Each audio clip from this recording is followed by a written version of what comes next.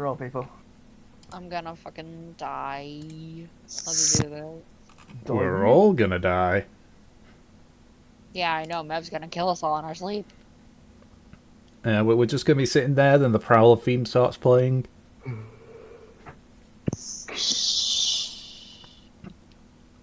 Anyway. Everyone just fucking brain scrambled. Anyways. Our band of adventurers, the Talaria, are currently resting in a cove on the southern tip of Karmora. Your stop had been extended, however, due to circumstances that were somewhat outside of your control. Intending to spend maybe about a day tops scouting out a cave to hide curs in, it instead extended twice that much. As an attempt of intimidation, caused a domino effect, in which Aki unfortunately had his mind scrambled. Deciding against leaving the relative safety of the cove with Aki in the current state that he was in, you decide to delay for another day, for at least a little bit of recovery to take part in, while also taking the opportunity to firmly decide on what to do in regards to hiding curs. After all this had concluded, you returned back to the cave you were resting in. Some attempts were made to repair the threads of friendship which had seemingly begun to fray, and there was Crab involved as well. But as you begin your watch for the evening, that is where we left off. So, if I recall, at the very least, Mev and Aki are on the final shift. Yeah, that's right. Yes, we are. So, who's taking the first shift? I thought it was Fur. Might have been. It's been a while. It's been a week. Because Fur was sitting there while Havelock and Kindling. We're dealing with Crab. Well, they had gone to like get food and everything, Yeah. but yeah. Yeah. Because the last interaction I have from last time is Valkyr talking to Fer Yep. just after he burnt the letter. Okay, so. I mean, what letter? Shut up. Quiet. Oh, Jesus Christ, that's silly. So, an easy way around it then. So Kindling and Havelock, as the two of you come back victorious with more fish and crab, you see Fur and Kurz just sort of sitting by the fire, and just sort of give a nod of acknowledgement as you come back. So, what do you guys want to do? Do you want to like stay up to deal with the crab stuff, or do you want me to take first watch?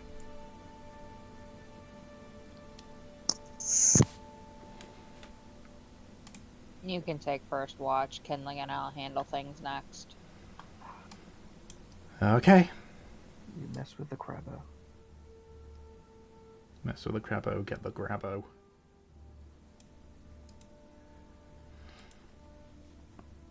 Alrighty, so is there anything then, specifically Havelock and Kindling, because Mev and Aki are asleep, that you want to do before you retire for the evening?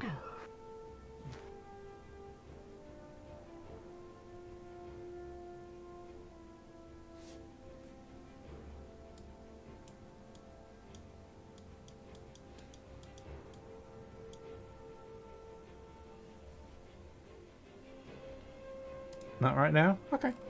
Alright. So, I will... Where's that for? So, if that's the case, I will roll for their first watch.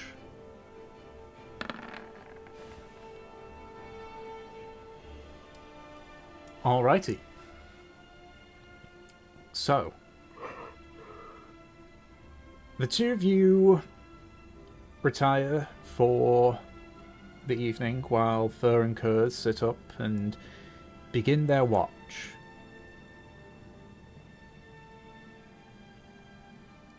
At no point does fur or curs wake you up before your watch starts. But when it gets to the point where your shift begins, Fur probably would have woken up Havelock. Fur just says, "Hey, so you know how there was those creatures Quentin saw? Yeah, What about them? I think they moved. I heard what sounded like real heavy footsteps. They moved away, and they were away from the cove, but just in case." All right. Anything else? Nah, it's been quiet. Good. Fuck is Kentling. Kentling! Killingin's being woken up by curs.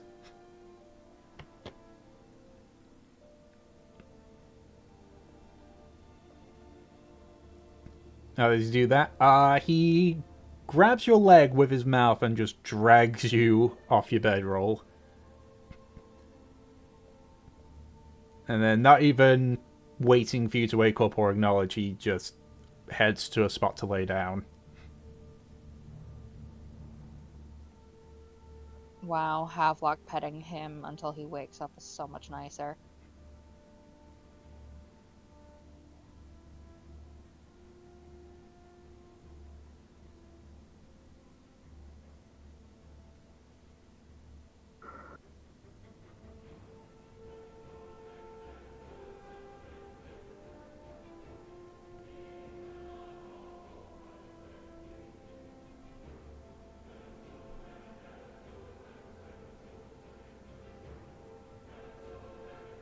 Okie dokie. So, Curs and Fur goes to sleep. Is there anything the two of you want to do, or do you just want to do your roll?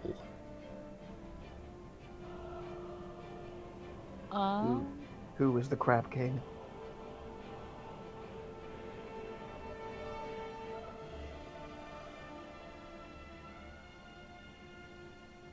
Alright, Kindling, what do you want to do? We could work on the crab. I want to make tea. Where would Aki's tea chest be? In your tent, I'd guess. With him, yeah. Yeah, yeah. I mean, you can try to make tea without Aki's tea leaves if you like. No tea, just crab. Actually, you probably could make a Better nice for like you crab or anyway. lobster bisque. You can make soup. That's technically crab That's tea. that's not tea. Fuck off. Immediately. It's the same principles. It's not. It's Okay, fine. Crab stock then. fucking Murder Peach. Crab tea with a shell in the cup. Yeah, delicious. Aw. A bisque.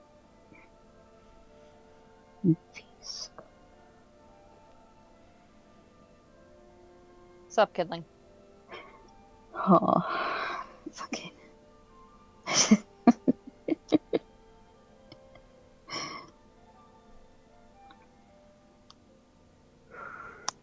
Havelock just turns over to Kindling. He's got a crab in his hand. He's messing around with the claws, waving them around to talk to you. Yeah, I do talk to weapons. What about it?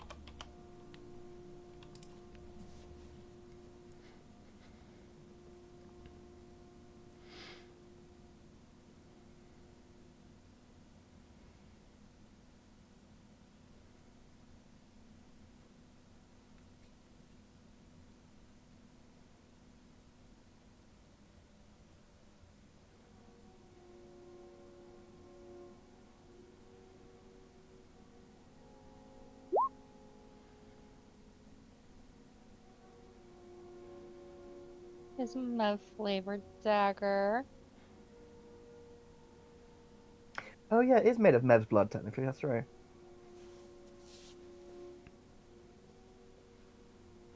It just talks like her. Hello! Hello. You know, I'm not exactly sure, but we can make a deal. You start working on the crabs and keep watch. I'll start talking to the Mev flavored dagger. Oh my god. Fucking, all it just said is, hello there, you'll now have hepatitis.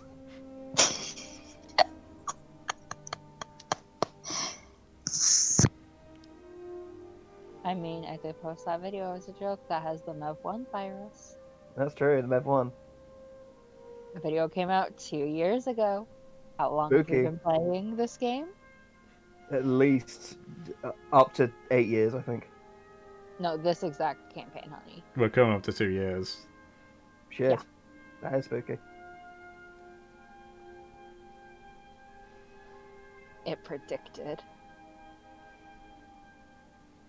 Yaddy daddy doo.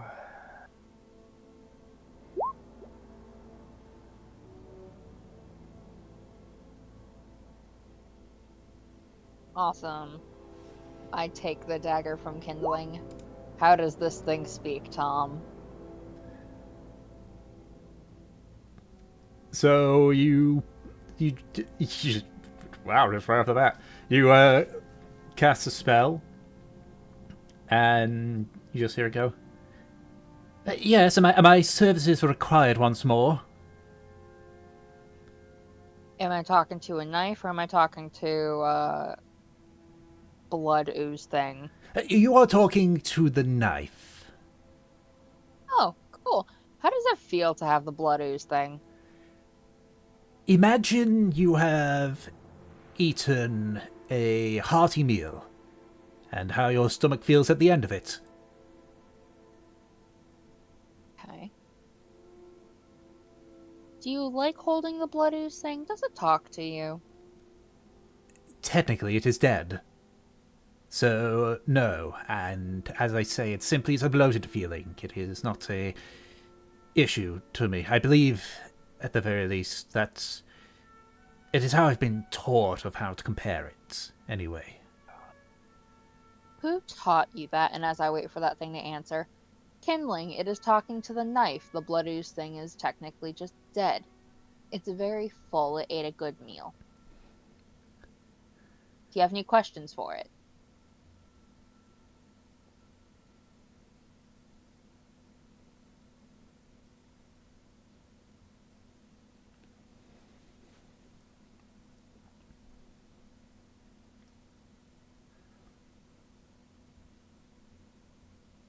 Alright, knife friend. Who used you last before my fuzzy cat friend? His name's Kindling, by the way. He's very nice. Ah, so that is the name of my owner. Very good, very good. Well, on my creator, that would be Headmaster Ferrant. As for who used me last, well, technically, I have never been used. I was infused onto the handle of a dagger and became what I am. Okay, can you spell the headmaster's name? Ferrant. She should already be. Isn't that the man we met? Yeah, that's Headmaster that gave you the dagger to begin with. Okay, I couldn't remember off the top of my Wait, head. wait. Tom, can you spell it? I'm grabbing the notes. And also, yes, Peach? Am I delusional? Because I thought that Kindling came with that dagger. Nope. That's something he had. He came with No, the he came with the book. so the dagger, he came with the dagger, but the actual blade was like rusted and couldn't be used. So Ferrant So he fixed it. So Ferrant got rid of the blade and placed this this stone that can capture the essence of elementals on it instead. So it's still the same handle. Does that mean that the knife and the handle are two separate entities then? Because that would imply that they're different. Yeah. That's how you spell his name, by the way. Like, Thank you. and I'm wondering if this is like an oversight. I suppose. Shouldn't they be the same thing even if it was repaired? I mean, we're going to go into a whole ship of Theseus debate here. I just, Even if you swap out the blade, is it still the same knife? Tom. Hmm? Where do you fall? At what point after all the repairs does the ship of Theseus stop being the ship of Theseus? Yeah, just Did you watch the last episode of WandaVision? holy shit. Yeah, I never even watched WandaVision. I love WandaVision. It's a great show. Okay. Continue, I suppose. Me and Ed are just having a philosophical discussion. Indeed. Hold on. I've got a pipe. Where is it? I need it for this. Oh my god.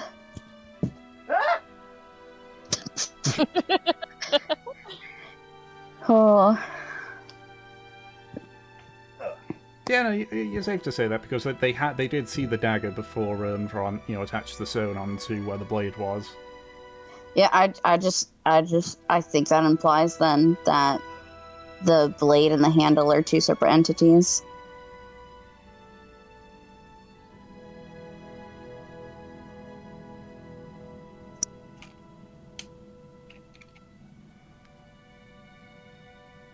Alrighty. Anything else for the blade? The spell does only last a minute, so. I don't think so. Whatever train of thought I was on has already left the station, and I'm 5 I'm minutes sorry. behind.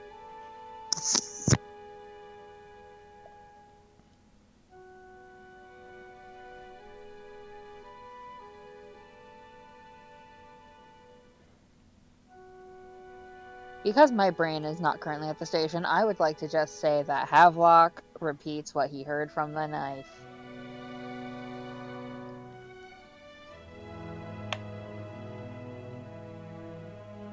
So, yeah, that's basically it.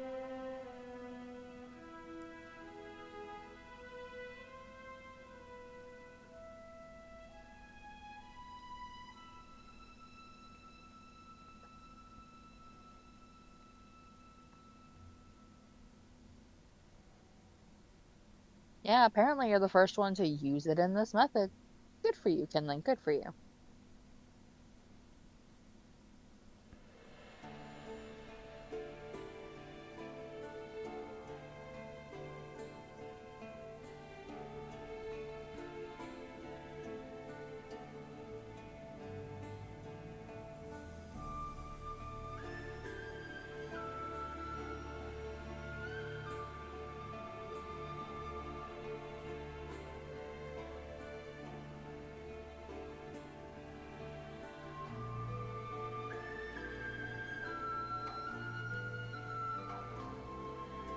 So when you say, "Oh, the blade's different," what do you mean in regards to that?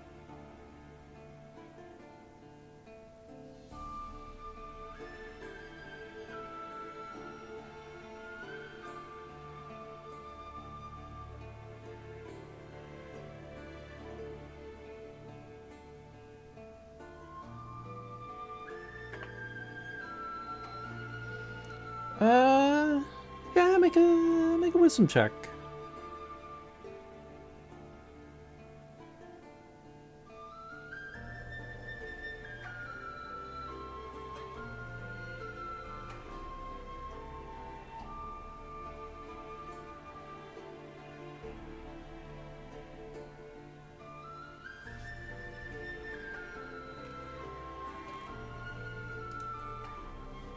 Alright.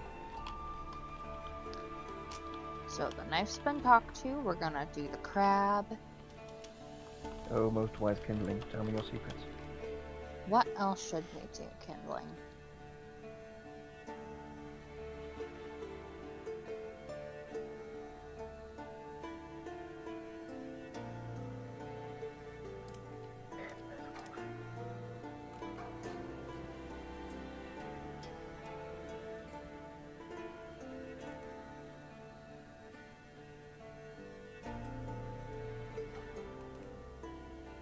That works. Which one do you want to do?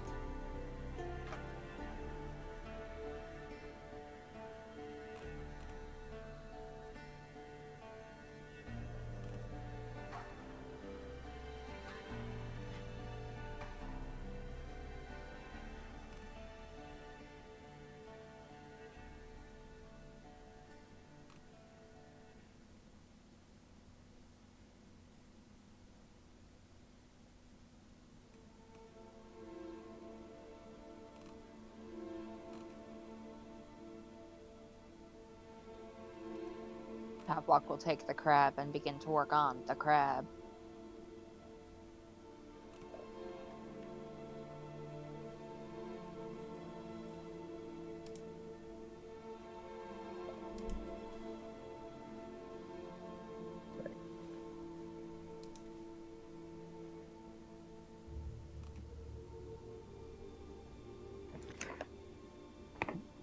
I'll tell you what you could do. Havelock could make some lovely crab cakes.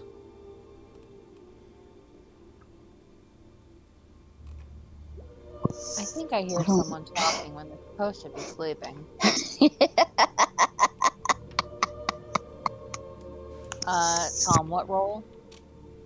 For cooking or Crab. Dex. Talk like crab. Walk like crab. Crab. 13. Okay, so what were we doing with the crab again? Just like deshelling it and everything? Yeah, it's fairly easy enough for you to do.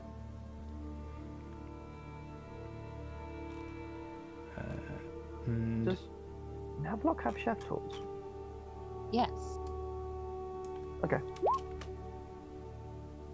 We have that feat. We share that feat. No, but do you have the physical chef's tools in your equipment? Yes. Okay, sorry. And this is something that was covered a long time ago, and if they didn't have chef's tools, I don't know how we'd be cooking right now. Okay, sorry.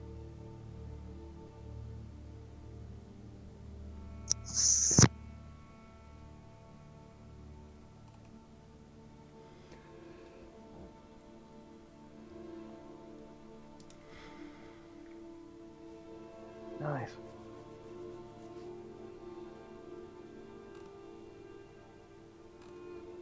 Alright, Tom, so he got an 18 perception. I got 13 dex for the crab. Yep. So you're able to deshell the crab easy enough. The legs could be a bit better, but it's no one's really gonna be crazy about it unless you were in a fancy restaurant. The 18 perception.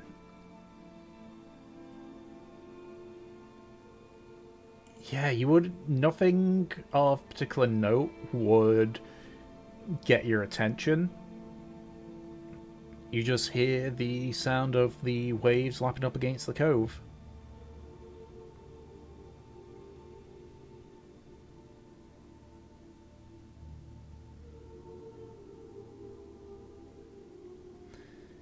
So, eventually, your watch comes to an end, and Aki and Mev are woken up for their shift. If I recall, Edward, you want to do a Constitution saving throw. Yes, I did. How much of the night remember? How much of the night before do I remember? I don't know. Where's your Constitution saving throw? I'm doing it. I got a plus tres. None of it. None of it. Natural 1. Bing. 8. I got an 8. Okay. Okay, that's probably enough to maybe remember that, like, oh, something important happened last night, but not remember, like, something important happened involving Mev, and Aki can't specifically remember what it was, basically, I'd say. Mm-hmm. Is that fair, do you think? That sounds like a fair assessment.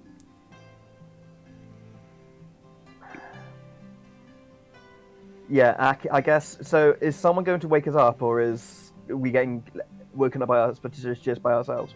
I don't know, Kinley Havelock, do you wake them up? Havelock will go into the tent, and he will just ever so gently poke Mev in the cheek until she wakes up. She grabs your wrist. Quit that. Aw, come on, don't be like that. It's time for you to wake up.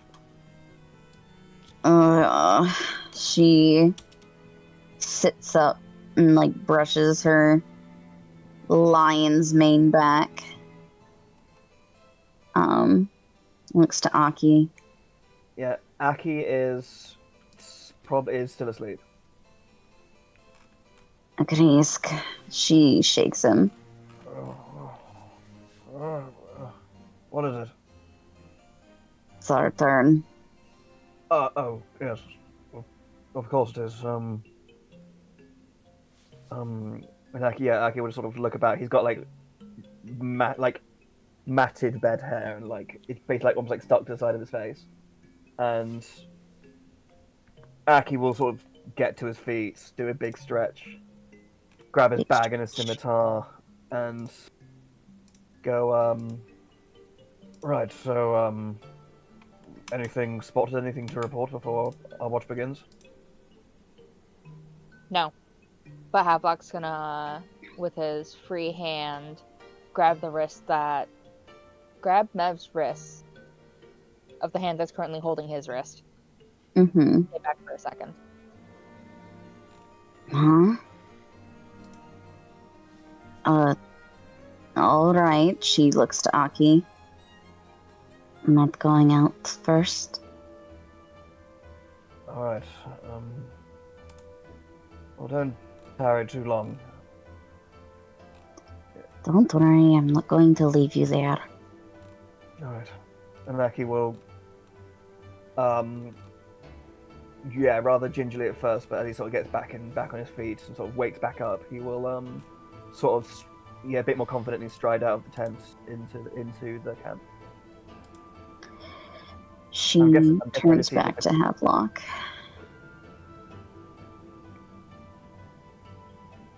I'm gonna be close by. If you need something. I don't care if I'm dead asleep, just like kick me, okay? Ugh. What's bringing this on?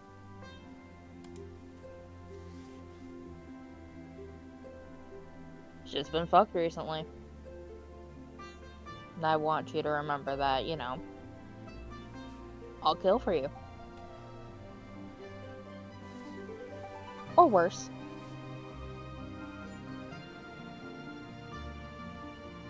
I have a feeling you're not talking about the Kreesk.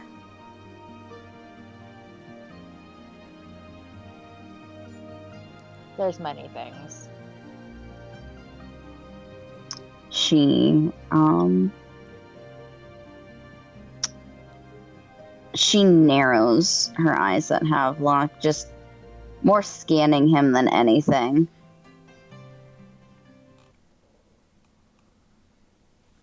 He's gonna give her a big old smile and a hug.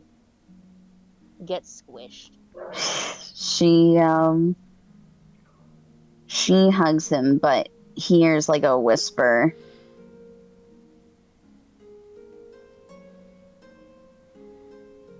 Don't shed any blood without my say-so. Alright? Only blood that's been shed is crab. Is that ready? Or is it cooking? It's cooking. Ugh. I have to sit there on the watch while crab cooks in front of me? Yeah. Well, that's not fair. I didn't even have dinner last night. I know. Don't forget, we have to go through mental torture too. It's what friends do. She, her leg sprawls out and kicks you. Just lightly. Bastard. She'll get up and fix her clothes. Alright, I'll make sure it doesn't burn. We still have a ton of rations. I have little snacks in there for little meals. I'll be fine. I can handle myself. If it makes you feel better, you get to eat the crab before I do. I'm not going to eat without you. You get I can first be bite. patient. Yep, then get the first bite. Her eyes roll, and she's going to head out. Mind if I sleep in the tent? Don't touch our shit. Okay, but I'm putting my shit in here. You're not moving in. You're just sleeping there for like a couple hours. Shush. Ugh, she shakes her head. I imagine Aki at least heard that part of the conversation. Yeah, I think. Yeah, I'm guessing. You guys have been quiet, but then as soon as it got more on about crabs and stuff, then you probably got a bit louder. Yeah. Yeah. So Aki definitely heard the definitely heard the murmuring of the first bit, and then he could pick it out about the crab talk and him staying in the tent. And Mev being called, like, captain. Again. Oh yeah, that's true. Yeah, Mev, we'll go and sit by you, but hopefully you don't mind waiting a second because I have to grab my food. Okay. I don't think about what you do in that time. Well, in that time, Aki's going to be making tea. With whatever supplies he has left in his tea chests, so it's going to be a bit of an odd tasting brew, but he does make a kettle of tea that he's stuck on the fire. And he's also seeing and smelling all the cooking crab. He's also going to keep an eye on it. Have a look. How are you cooking the crab exactly? We have campfire, we have... So I you don't kind of know. like. I've never had crab. I don't know how it's supposed to be cooked. Someone help me. Well, okay. Well, if you've got a campfire, I imagine you're almost like grilling the meat on it, almost. Thank you. Or like poaching it or steaming it. Okay, so Aki's gonna see all the steaming crab, and he'll just go like, and he will like just give the steaming crab a sort of a stir and a turn, and just keep an eye on it while you guys I are got talking. real fucking concerned that you were gonna say he's gonna add like some spice to it. Oh. Actually, what spices work with crab? Oh no. Like dill, I Please. guess. Oh. Lemongrass. Just him applying spice reminds me of that one video where it's like, oh, just a small bit of wine and dumps like 3 pints worth into it. Oh yeah. Yeah, that's just a little bit, don't you know? Got my lunch sorted. Update, the wheel of monotony is still spinning. He is not looking Nice. at the sundial. It's gonna be a while.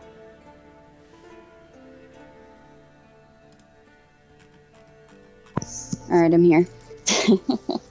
What's your food? Victor's.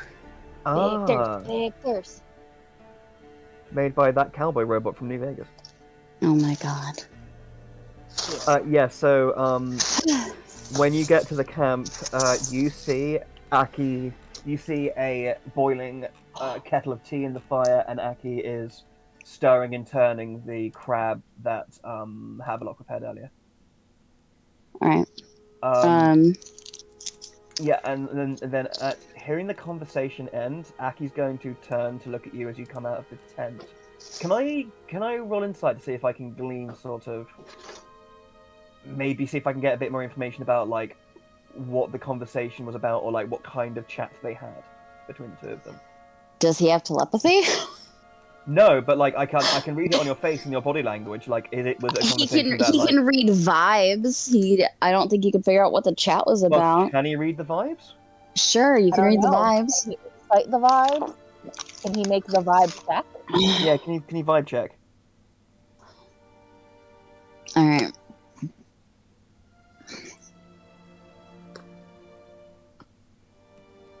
Fucking residual telepathy. Any 20. All right. How does Mev look, and what's her body language as she comes out of the tent? I mean, from the end of their conversation, she looks amused by Havelock. She also just looks tired from everything. Okay. Yeah, Aki says,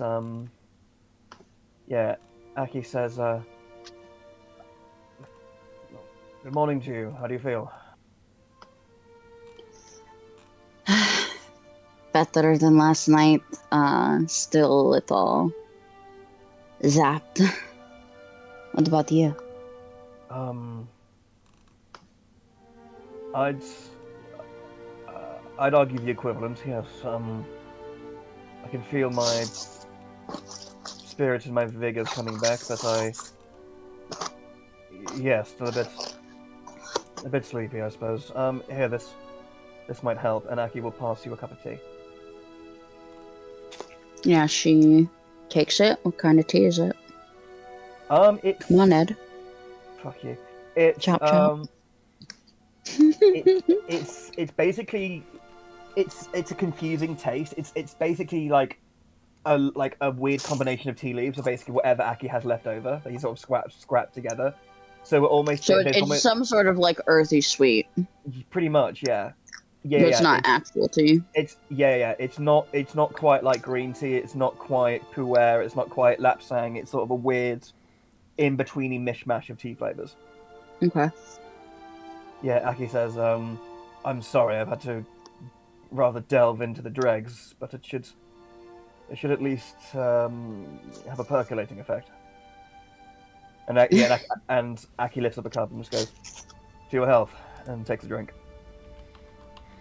She just looks amused and holds her cup up and then takes a drink.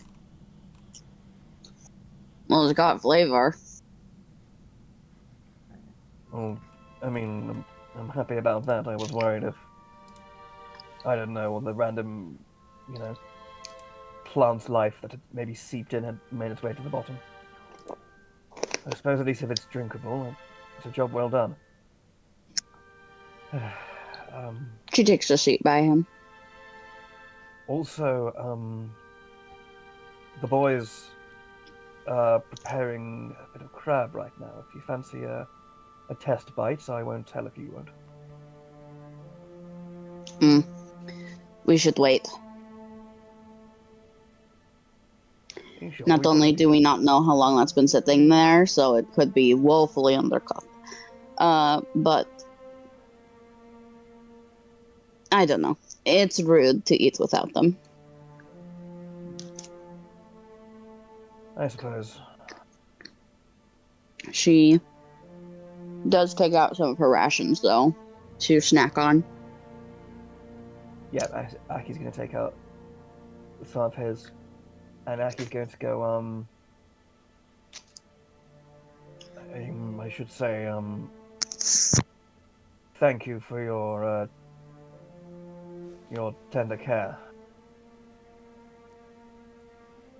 This was a very strange time, but having your presence there made me feel a bit more grounded and lucid, as if I didn't have to struggle alone, if that at all makes sense.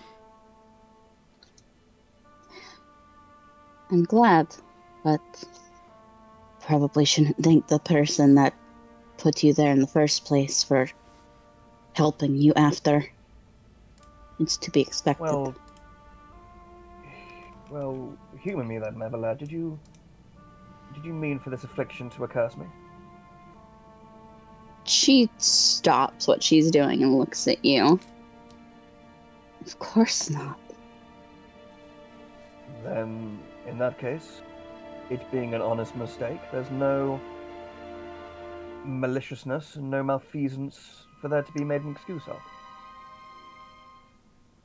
Your intentions were good and pure, just a simple mistake was made, and you made every step and the time afterwards to amend it. So, for the act of kindness and the act of repairing a mistake, I thank you. She sets her drink down, folds her hands together in her lap. Aki, just because I didn't mean to doesn't mean that I didn't bring you harm. Many people can have good intentions and end up seriously hurting someone, which is what I did. I did something that could have been completely irreparable, things that we don't even know what side effects they could have. It may have been a well-intended mistake, but it's still something that harmed you and possibly cost you.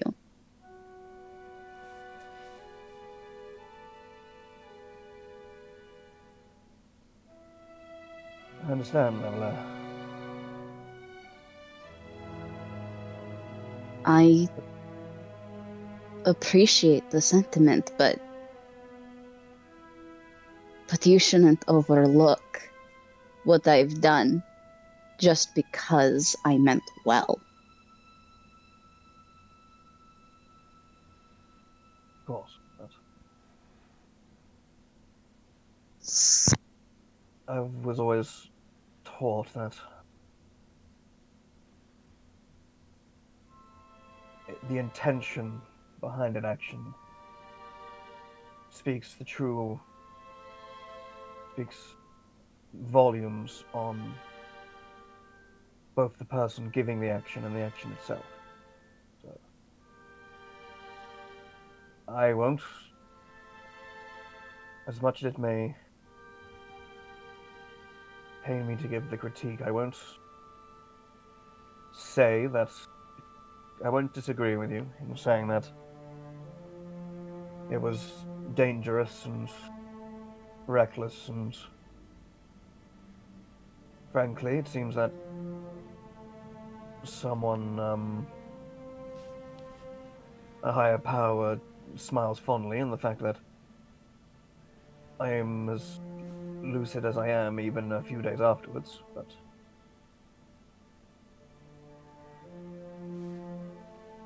I think from what I read, a mistake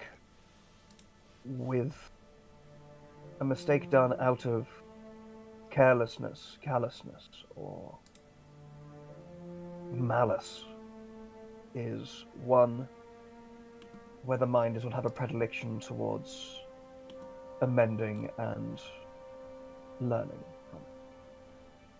However, one done from a position of kindness and compassion, one can use it as a mark of their true nature, and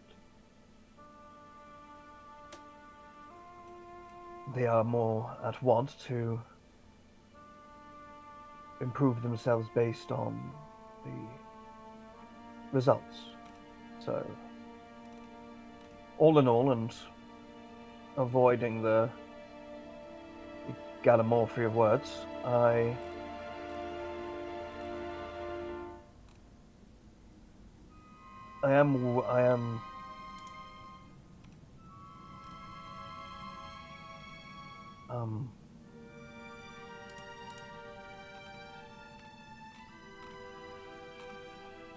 am set.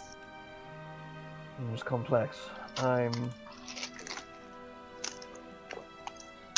Yeah, you can almost see Aki like doing numbers in his head again, and he says,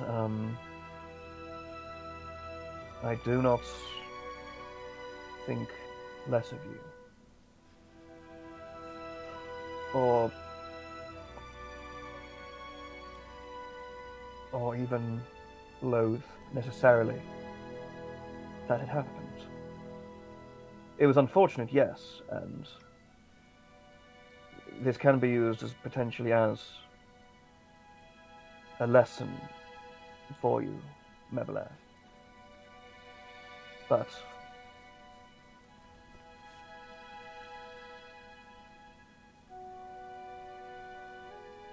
despite the outcome, you shouldn't ignore the motivation.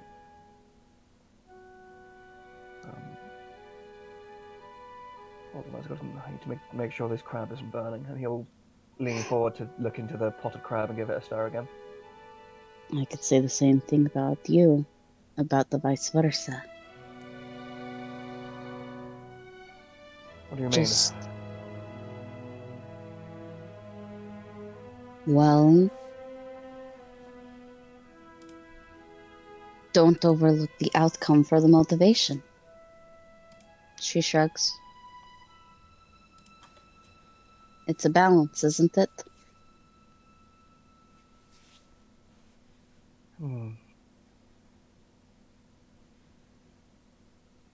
I suppose. But... this is Kantian propaganda, you're right. It's yeah, what's more important, the thought or the action, yeah.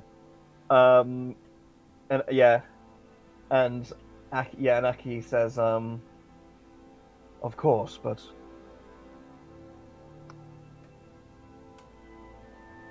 the way I see it,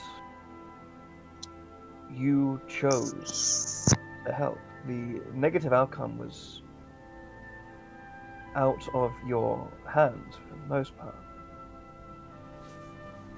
You didn't intend for this to happen, so I don't hold you responsible for unintended outcomes.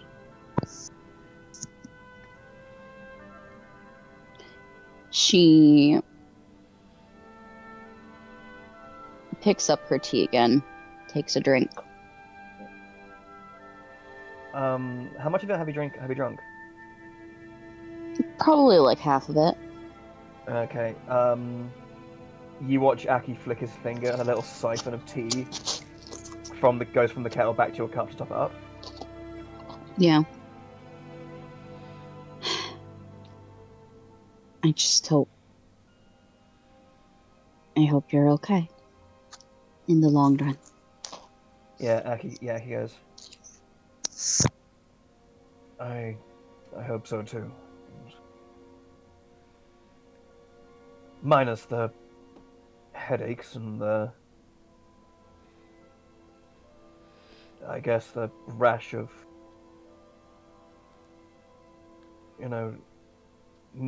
old memories given a new lease on life. I'll be fine, Mevela.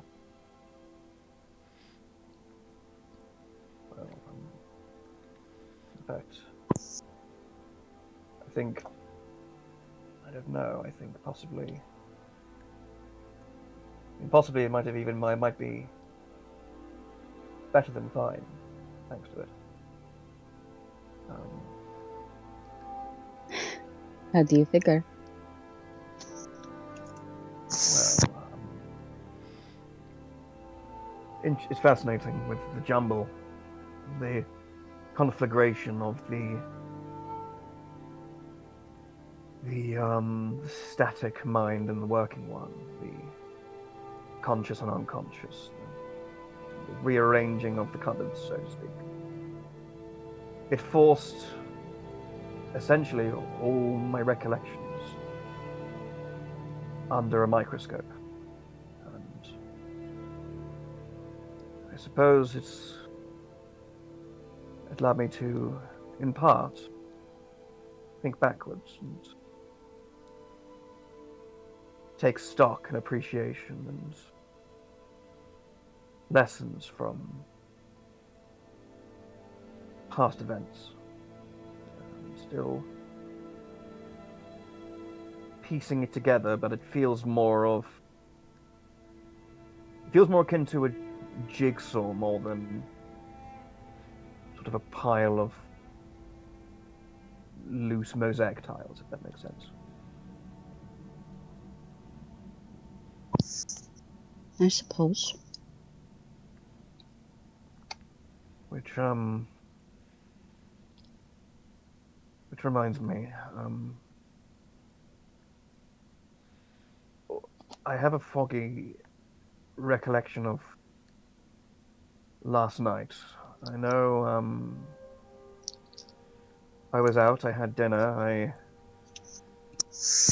Everyone was heading towards their evening duties, I think. People were going off fishing and discussing watches. And then I went to bed and, like... Strange, you weren't... I don't remember you there, but... But in those last moments, those last waking moments, you were... there. In some form, I can't put my finger on it. Would you at all be able to help fill in the gaps?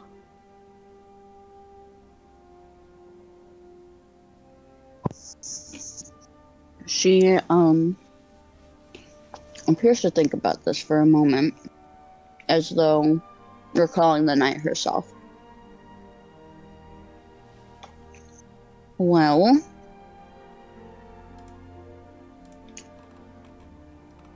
do you... I wouldn't call it an altercation. Do you remember the conversation that we had about me trying to get you to rest, and you arguing with me that I should do the same? You and I, yes. I think recalling it, I must have sounded like a petulant child, too tired for bedtime. A little bit, but I think we both had points. She shrugs. You went to bed. I got bandaged. Oh, yes. How's your hand? How's it feel? She looks at her hand and just scowls. It hurts. Would you like me to take a quick look? No, Fleur said that this was the last of her bandages, so I wanted to hold as long as possible. Alright. I just You can take a look after. Alright, I just want to be wary of any possible infection. Actually, just to be safe, just hold your hand out for a second, won't you? She stares at you like she literally just told you that she wants to keep this for as long as possible. Don't fuck with her hand. And you were like, let me fuck with your hand. Aki says, don't worry, I won't touch the bandages. I just want to see if there's somehow an infection brewing. You're going to see through the bandages. Have you gotten X-ray vision? No, but I have the power to determine if sickness and corruption has entered a living thing. Some druidic magic bullshit. She holds her hand out. Indeed, it is bovine excreta of the highest order. And Aki will, give me 2 seconds, and Aki will cast Detect Poison and Disease on Mev's hand. Okay. Yeah, so Mev, you just see Aki, like, basically hold his hand above yours. You see a bit of, like, a few, like, you know, like, almost like firefly lights again. And, and Aki sort of, closes his eyes and mumbles a few things in a language you don't understand. Tom, how's her hand looking? Based on the spell, you can't sense any form of infection coming from the wound. Great. Oh yeah. So Aki takes his hand away, opens his eyes again, and says, "Well, it looks clean and as well sterilized and free of corruption as it can be. So at least, Think fuck. So it still needs to heal, but at least at the moment it won't be dropping off of its own accord." She just frowns at you. She looks pretty upset at that idea. As I said, it won't. Great. You will be fine, Nefla. She takes her hand away. Okay. And then Aki says, "Right, so I remember going to bed, and then I remember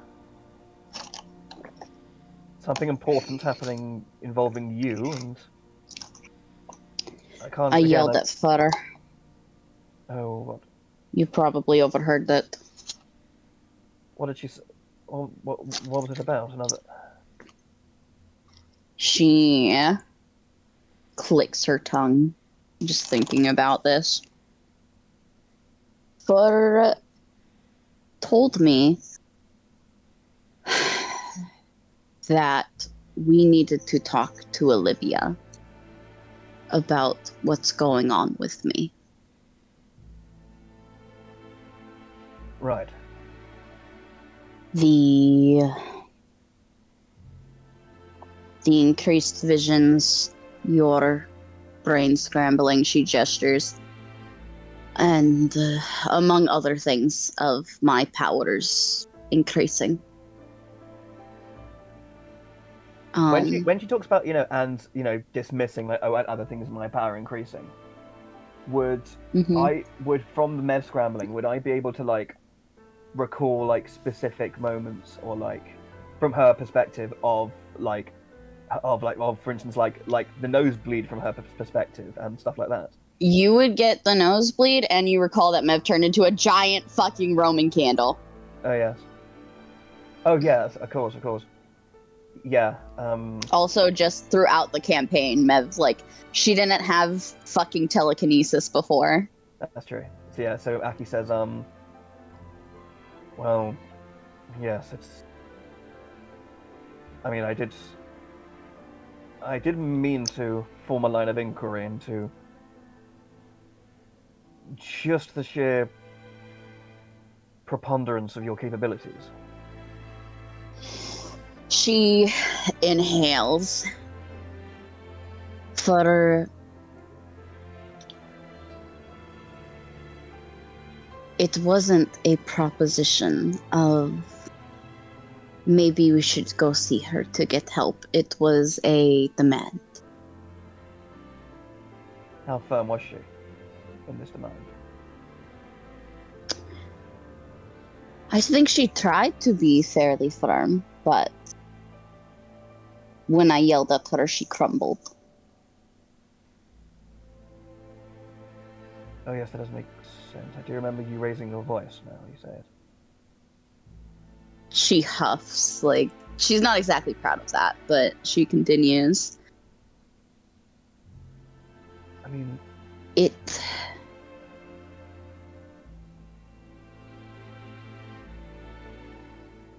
continue. She made this demand, and she bites her tongue for a moment, thinking about this, about how much to tell you. Can I roll insight on her hesitation? Mm-hmm. To see if I can like read into her body language or like her expression sort of thing. Yeah. That's a 25. I can't beat that with a deception. Well, do you want to try? See how good you get? Fucking... I'm still rolling with disadvantage. Whoops. Well, that's a 5 anyways, but... Yeah, Mev isn't doing it very well. It's clear that she's, like, trying to figure out what information to withhold. Okay. But... So it's not so much... Okay, so yeah, so it's not so much like what's important, it's what's important that he should know, it's what should I keep secret from him is the idea of what I get from what she's thinking. Okay. Yeah, but she looks at you and says,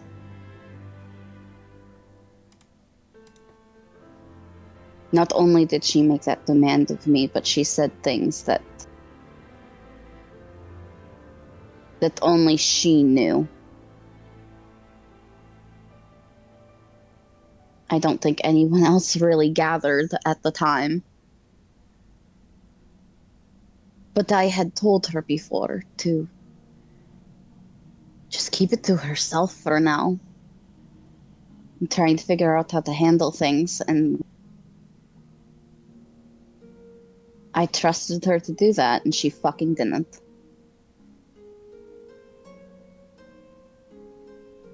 I mean, well, Mevla, how much thought have you given to how you are going to handle things?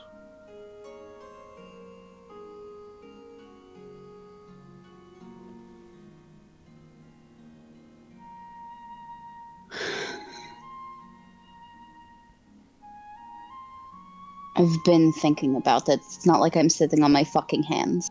Of course. But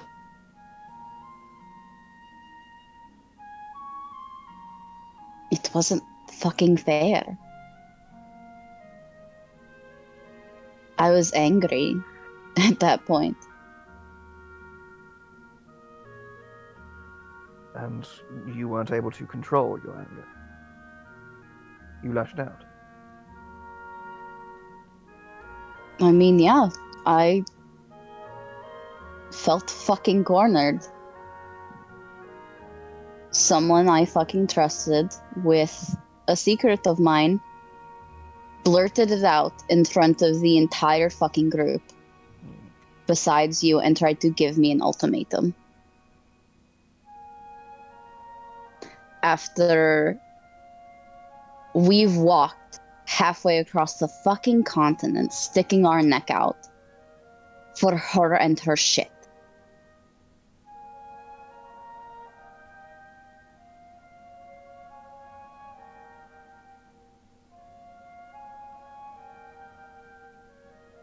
Mevla, She takes a breath. Yeah, Mevla, I fully understand where your anger is coming from. You confided in her, you placed your trust in her, and she broke that trust. And also, by phrasing it in terms of a demand, she also robbed you of your agency. I'm sure if I was awake, I probably would have reminded her that she's not the one who has to walk down Mevela's path. Only Mevela herself can do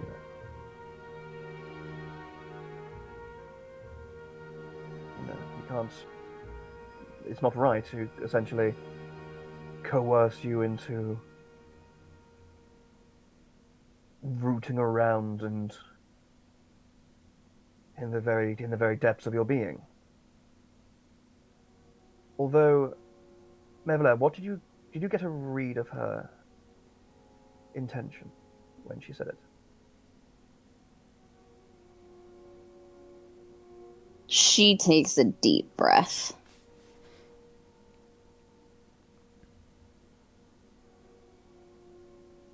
She doesn't want things to fall apart here. She doesn't want to lose the home she has. I fucking get that. But again, the whole fucking conversation we had before. Intentions and actions should both be considered. Yes.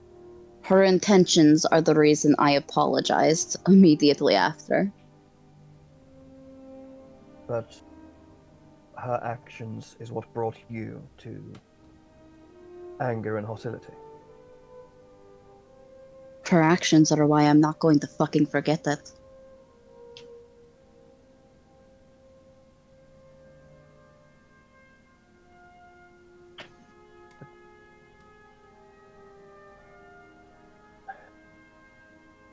Can I, when Mevela says, and that's why I'm not going to fucking forget it, can I get a, can I do an insight check on Mev? Yep. Into her emotion. Okay. Bing. 12. Okay. You get the sense of, like, she's mad and hurt. Yeah.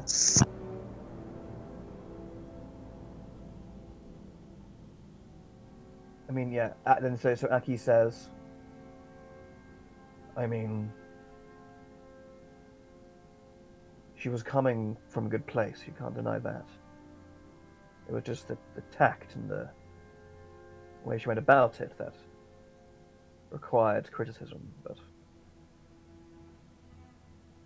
it's something that frankly worries me too. I think it worries all of us. It doesn't take, it doesn't take someone, it doesn't take a master of divination to figure out that the ties that bind the Talaria together have been somewhat fraying and loosening as of late. And She. I can't say with confidence that thinking back, I didn't have a role to play in that fraying myself.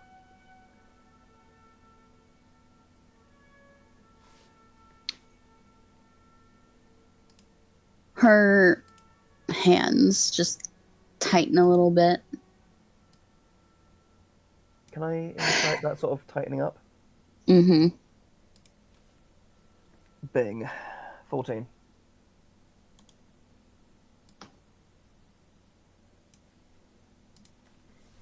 Come on. Okay. Oh my god. Fuck. Fucking finally. 20. Alright. Don't know. She just seems upset. But she takes another drink. Looks away, just out into the caverns.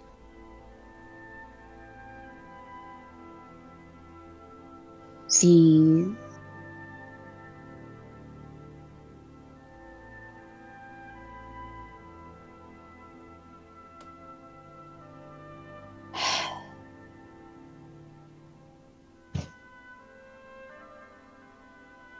these times, as you say,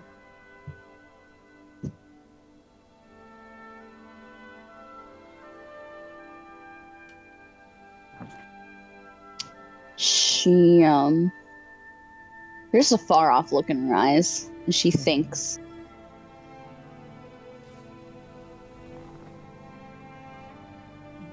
Can I try to insight that far off look? Nope, it would be considered with this. Okay, cool. Just checking.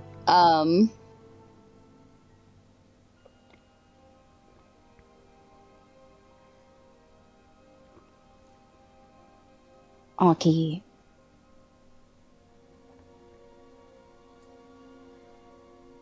What have you done to keep this group together?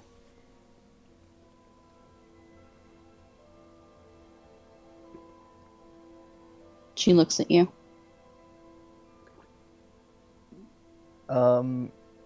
Yeah, you see Aki have a very almost actually, yeah, just look off into the distance as well, like look almost like a world away and trying to think back. And Aki goes,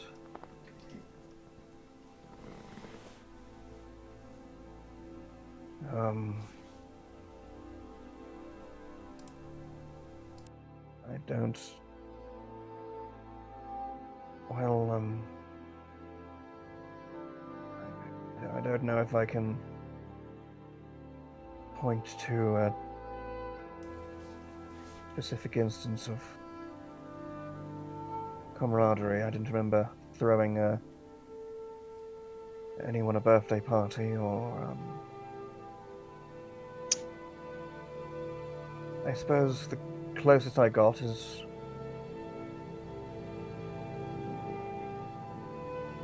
trying to comfort and support you, but looking That's back, different. I know, and I'm clutching, and that's me desperately clutching at straws. Looking back, I don't know.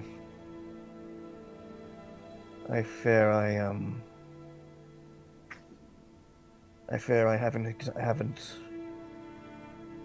I can't picture a moment in the months of travel between us, all of us, where I did something or said something that would warrant loyalty or trust in leadership.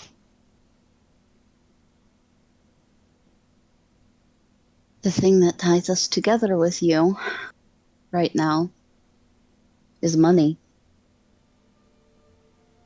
Because you haven't inspired really any loyalty or bond.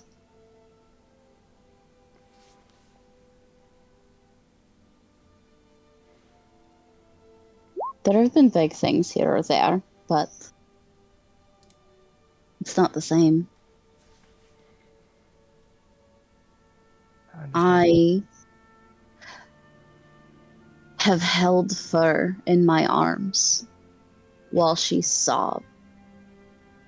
I have seen all of Havelock's nuances and kept all of his secrets.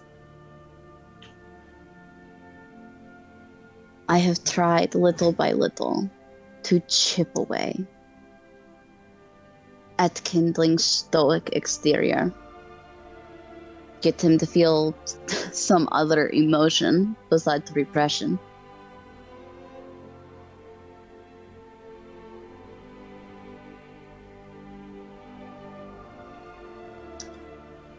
And meanwhile, all I've done is nothing. Is be a cravenly coward. And I've let certain base fears and emotions rule both my action and moments of inaction. You're right, Si.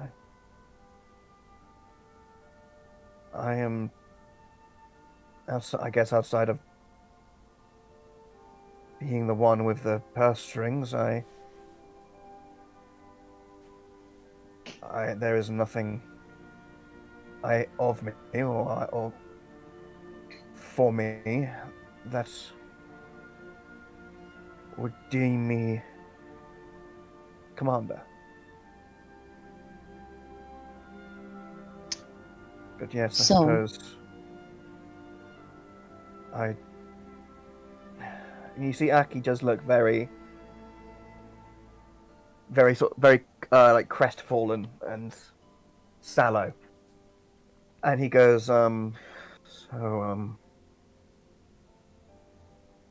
to you and,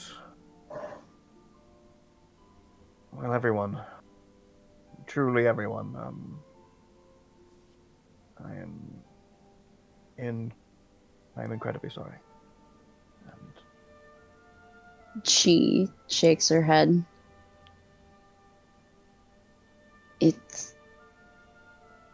You don't have to apologize to me. I mean, you're the oh stars, I see it.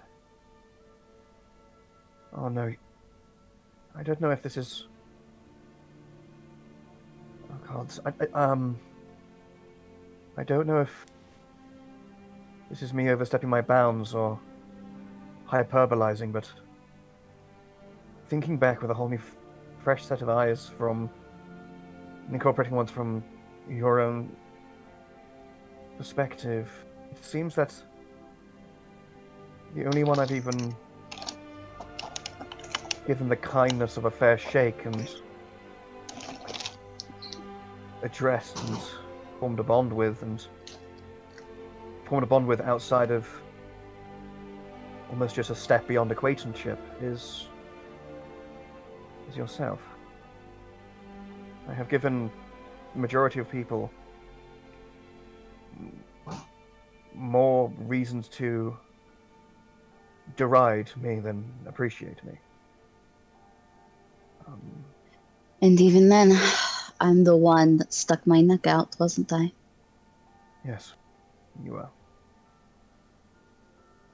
Which, by the sounds of it, didn't have to do and maybe shouldn't have done.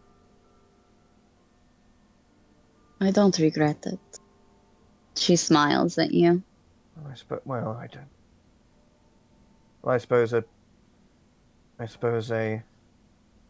one of the ways of snapping someone over pampered and misguided is to snap them back into reality. But I feel like I have a lot of amends to make. And looking back, I think I know the one person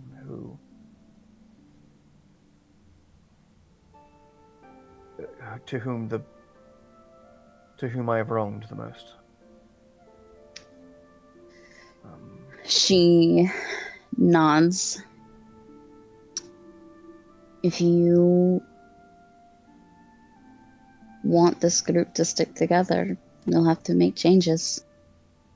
I mean, I've been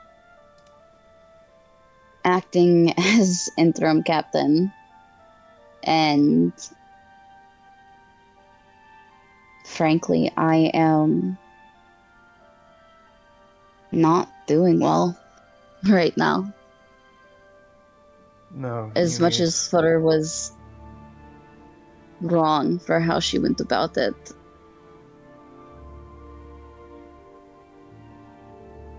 I need... She swallows. Aki seeing the hesitation, and Aki just sort of whispers to her like it's all right, Evelyn. You can say your mind without fear.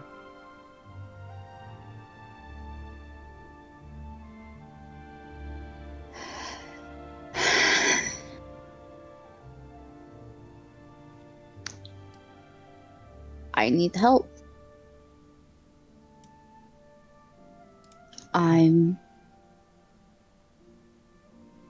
I don't know, I'm getting worse.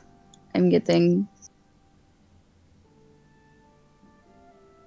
don't know whether to call it stronger or sicker, but it's terrifying, and I mean, you don't need to tell me about the fear and the terror you supposedly can instill.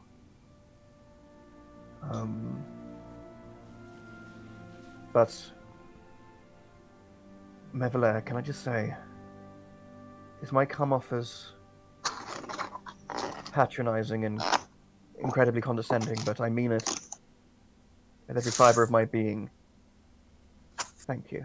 And thank you for the bravery in admitting when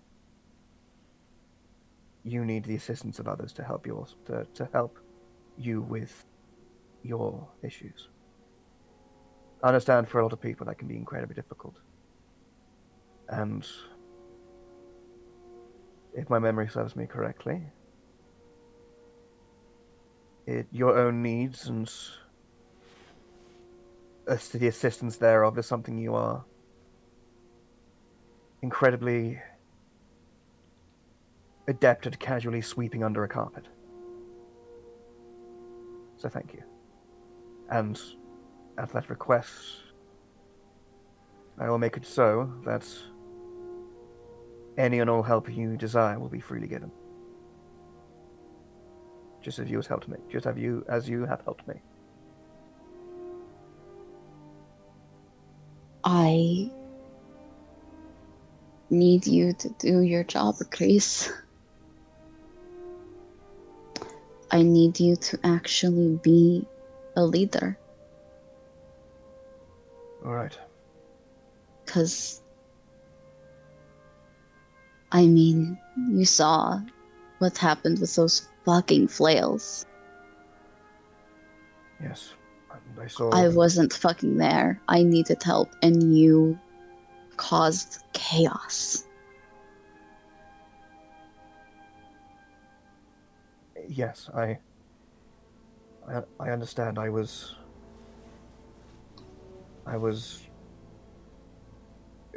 confused, and I failed.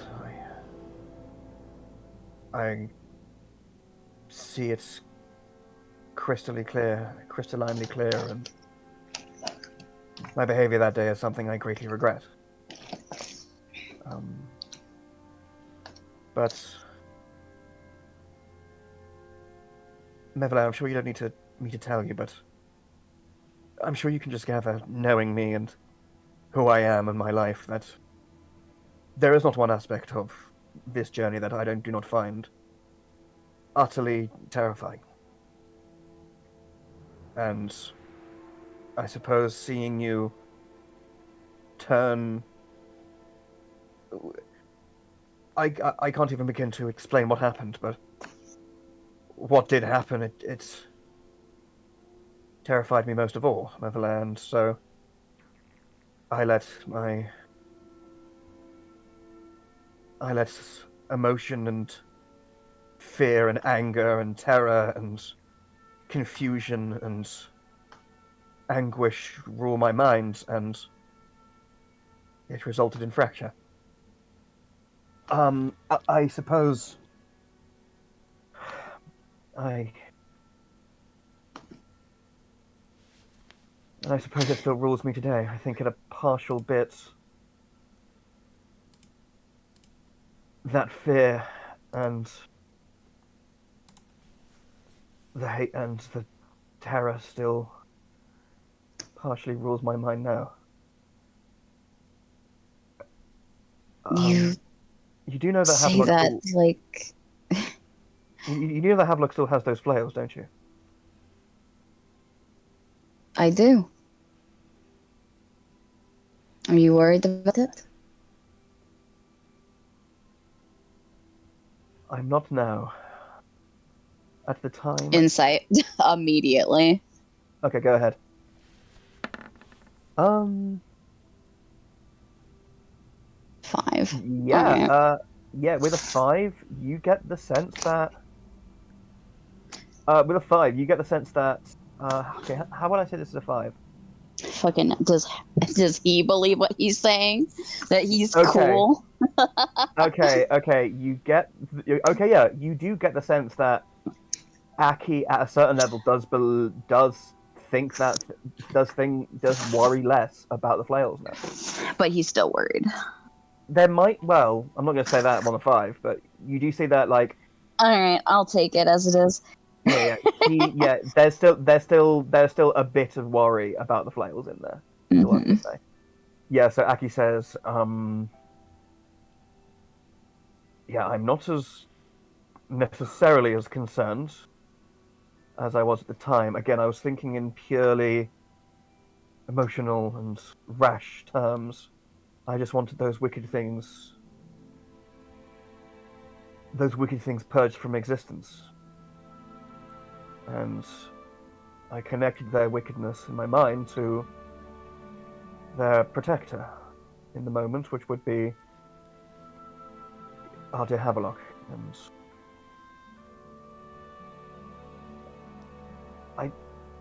I don't know.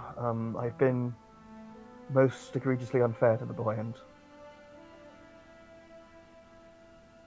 I think it's There we go. wholly undeserved. I mean, I still think he can be rash and prone to acting without thinking, but I don't think he is a bad person and isn't... Again, I talked before about intention. I do not see necessarily, in our case, wickedness in his intention. You're really trying to fucking... She grins a little bit, but it looks like it's strained. She looks up at the ceiling.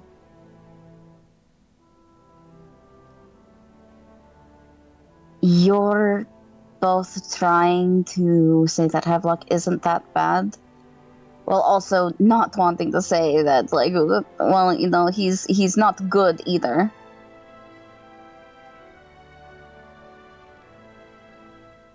You're tiptoeing. I know.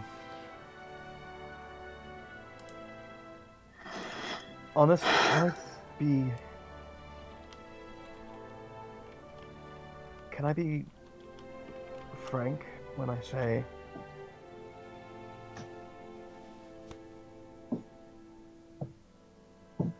Havelock to me is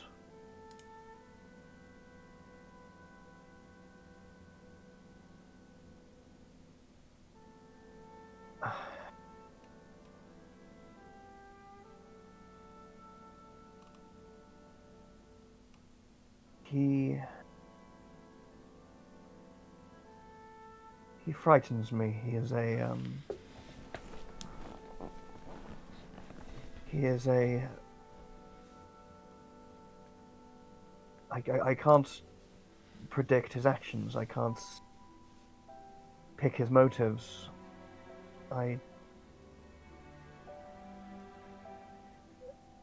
He is in my mind the terror I feel of being in this situation and the unknowableness of everything and the fear that dwells within made manifest. And I suppose I You take called him the one-eyed monster. Wait, what when?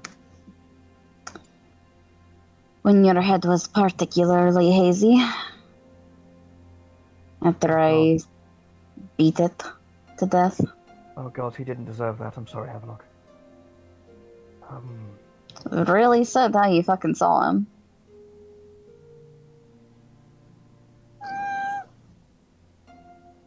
Go away, Kindling. I'm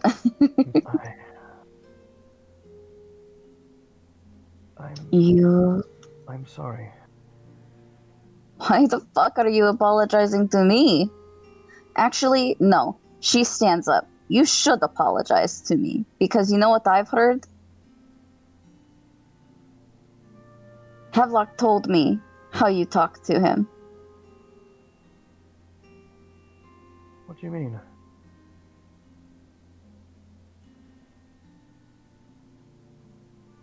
About how you...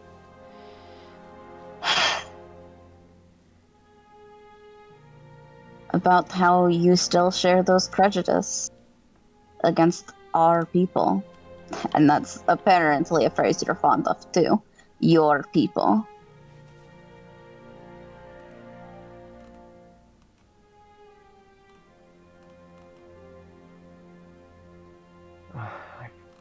He...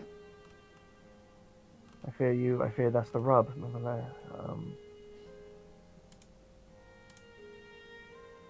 I was... It's strange. I was taught from a very young age to be afeared of your kind, of the pirate peoples, and from the perspective of the son of the trading czar on the coast. All I would hear was reports of ships never making it home and ransom notes being paid out. So, I suppose realizing that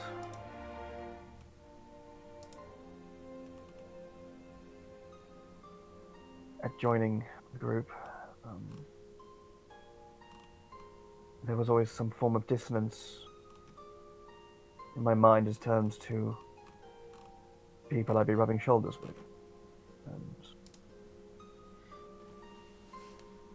it seems that throughout the times I've been away from home, I've revealed how much in certain cases mean, more often than not, those old ideas of cutthroat thieves and murder as the terrors of the high seas is unfounded and slanderous. Yet in Havelock, I can't help but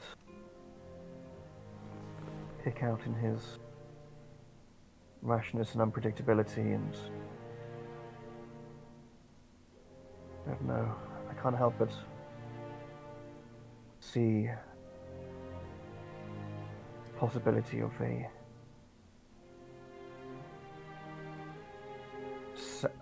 barely visible, sand-like grain of truth in those old stories.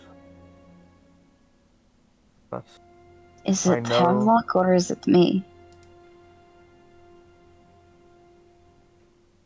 She crosses her arms, it's looks away for a moment. Am I the exception or is Havelock the rule?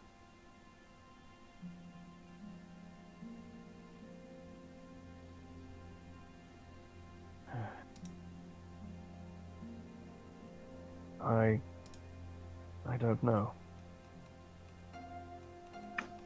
I hope he's the exception.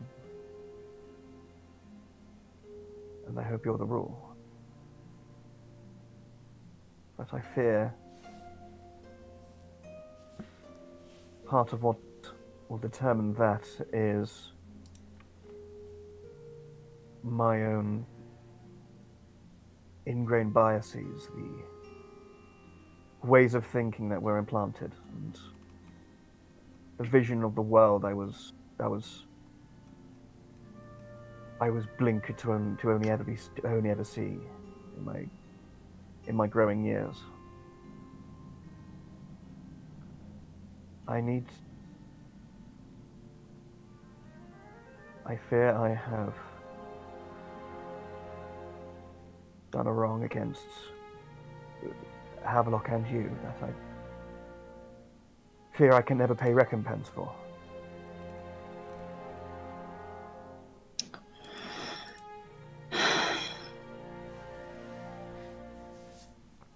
I just feel sorry for you, Akrisk.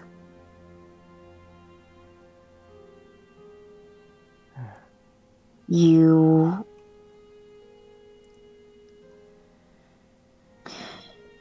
were brought up in a world where you faced both prejudice and privilege. You have had parts of yourself erased and made into something that someone else viewed as better. You have benefited from it in ways that your people, my people, never will. And in some ways, I think you are lucky for that. And in others, I think that you are very misfortunate.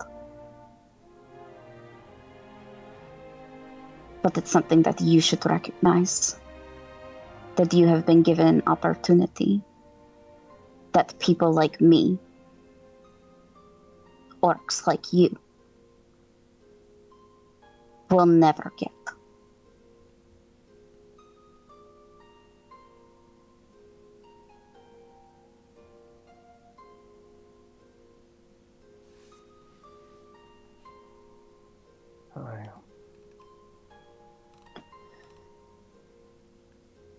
Right.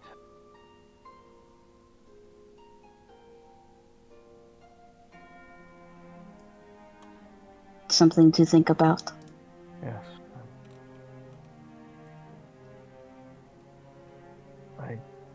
I don't know how to I don't know how to make this situation better. Apart from awaken tomorrow as a new man. No one can do that. Unless they're me. She shrugs. Fairly dark joke coming from her. Can I roll insight Yup. on that joke and see how much truth there is behind that joke? Again, yup. That's a 10. Yeah, fuck. Okay.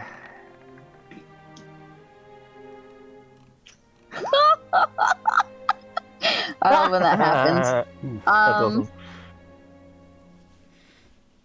You would recall that Mev's had conversations with you before about how she's woken up and just like felt like different people. She's experienced things Okay, yeah, well, like them. So it's a very legitimate thing. yeah, but it's Mev being very glib, basically. Yes. So yeah. So Aki cracks a smile and says, "Well, I suppose mine might be a tad more metaphorical than yours. I meant so much, awakening with a different mindset, a different perspective, and aiming to be a better man than you were up to this point." Well, that's the thing. It's an aim. It's not Exactly. something that's going to change overnight. No, but it is something that I desperately would like to be able to make the first steps on it as sure-footedly as I can. So let's start with Havelock. What would you? What are you going to do? Wake his ass up and go, "I'm sorry for being racist"? No. What I'm going to do is not wake him up. But sometime tomorrow, I will take him to one side. I will put my hands behind my back, apologies. And I will let him exact whatever physical justice he deems fit. Alright. We're off to a rough start. From what I understood, I thought that was the way of conducting things. No, is you actually- idiot. Oh, We don't just tie our hands behind our back and say, "Well, I did something wrong, hit me." It's... then necessarily that hit wouldn't be the full actuation of my sentence, Mebla. It would She it would rolls be her eyes. an attempting Like, that's... first stroke at wiping the slate clean, Mebla. Mevela, look, I don't know. Keep talking. She raises a brow at you, like, "Are you gonna do it, or are you gonna let me explain?" Aki, gives a weary sigh and nods. Go on.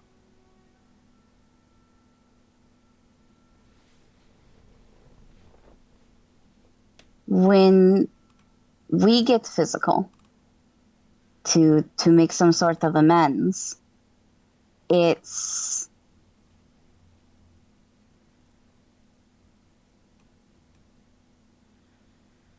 meant to be mutual. It's a mutual argument, a mutual fight. No one just lays down. And if you are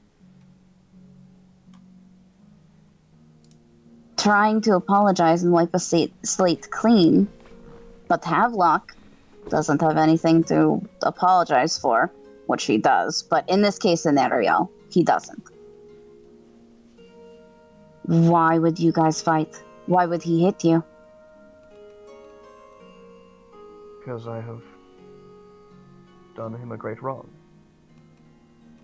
Doesn't it? Except for the fact that it isn't mutual. To fight, exactly. you need it to be mutual. Which, in case, it will be a fight where I don't fight back. Which is an insult.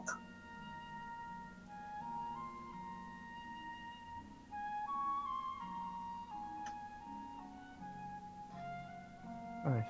I mean, Either you aren't fighting back because you don't have as much skin in the game, you don't care as much, or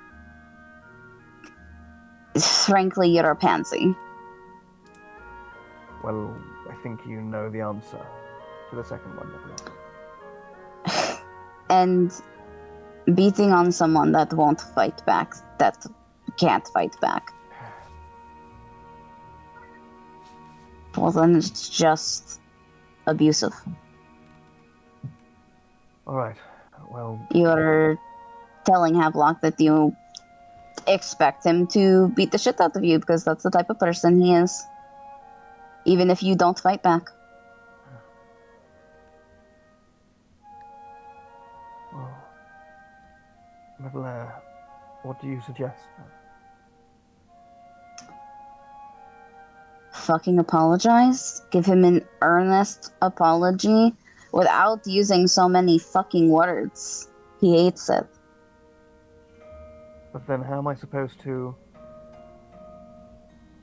effectively elucidate my inner beliefs without verbalizing them thoroughly?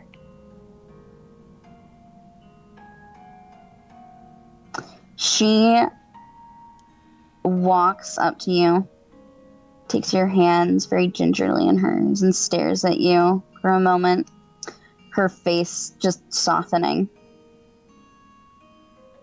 Chris,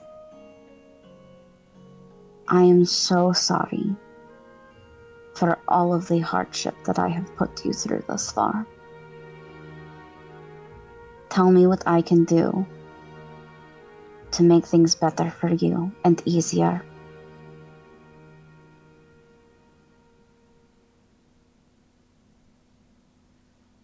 That's what you have to do. She lets go of your hands. Simple, sweet, he gets your point.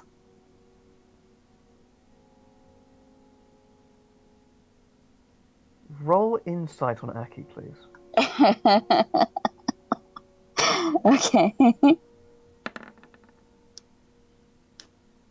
Ooh, an 18, great. So, at seeing such a fucking blatant code switch, Yep.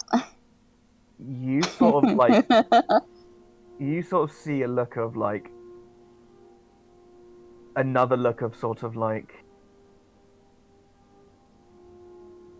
another look of like fear and like shock on Aki's face as he go from very sincere just to back like, see, that's how you do it.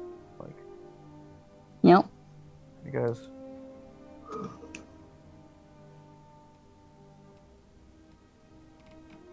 I feel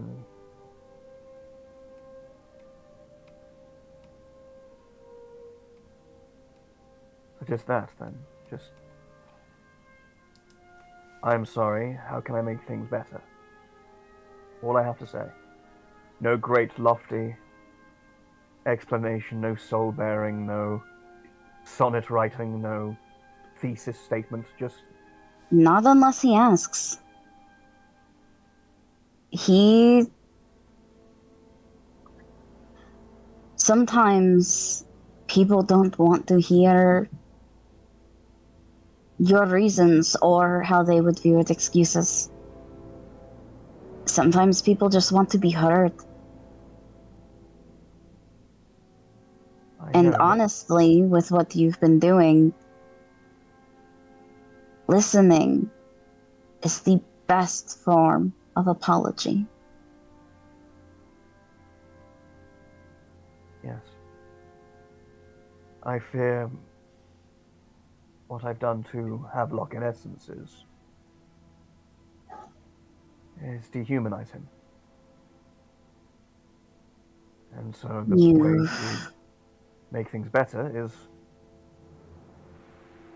acknowledge him, treat him, listen to him like someone like I would do to anybody else, and like I would expect someone to do to me.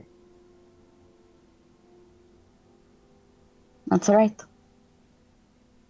And that's something especially important Right.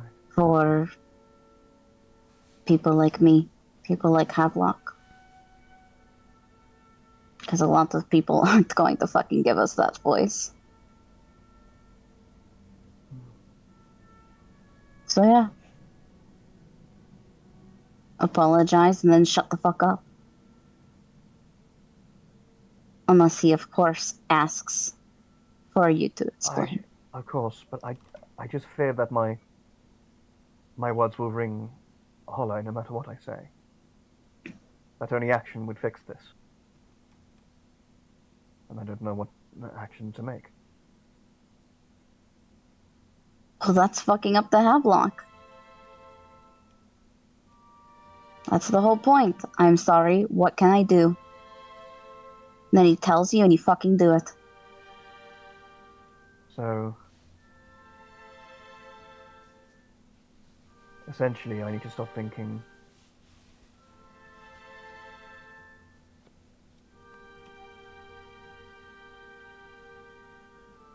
I need to start considering the other side of the partnership, essentially. I shouldn't be thinking what actions and what things should I be doing. I should be thinking, what would this other person like me to do? I need to give them agency and a voice. Oh God, I'm sorry. And Aki just does a weary sigh and say, "All right, I suppose that's a good start, and I suppose once we reach Port Honor, I need to start bucking up and acting as if my position isn't just a statement on a piece of paper written by my own hand." That's right. And if you ever aren't sure what people need from you, Aki, there's no shame in asking. Right. What do I always do when there comes some sort of decision for us to make? Or You I want to help Fur. you ask them. You open a discussion. That's right. I say, what do you want to do? Yes. That's all it Strange. takes. I suppose. I suppose that's the difference between. I suppose maybe I've had a skewed vision of leadership. I was envisioning it as a commander, one who commands, one who makes the decisions, gives the orders, and lets people enact them. While you were actually a leader. You were guiding the group towards what they were after themselves, and allowing the collective to decide on their own instead of orders coming from the top down. Well, yeah, I mean, Not a hierarchy, a fellowship, not a hierarchy. we aren't a fucking massive company, Aki. We're a band of people, and that's what requires a lot more loyalty. I suppose something I have to learn,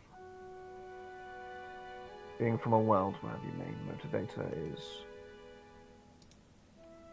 the jangling sound of a overflowing leather pouch.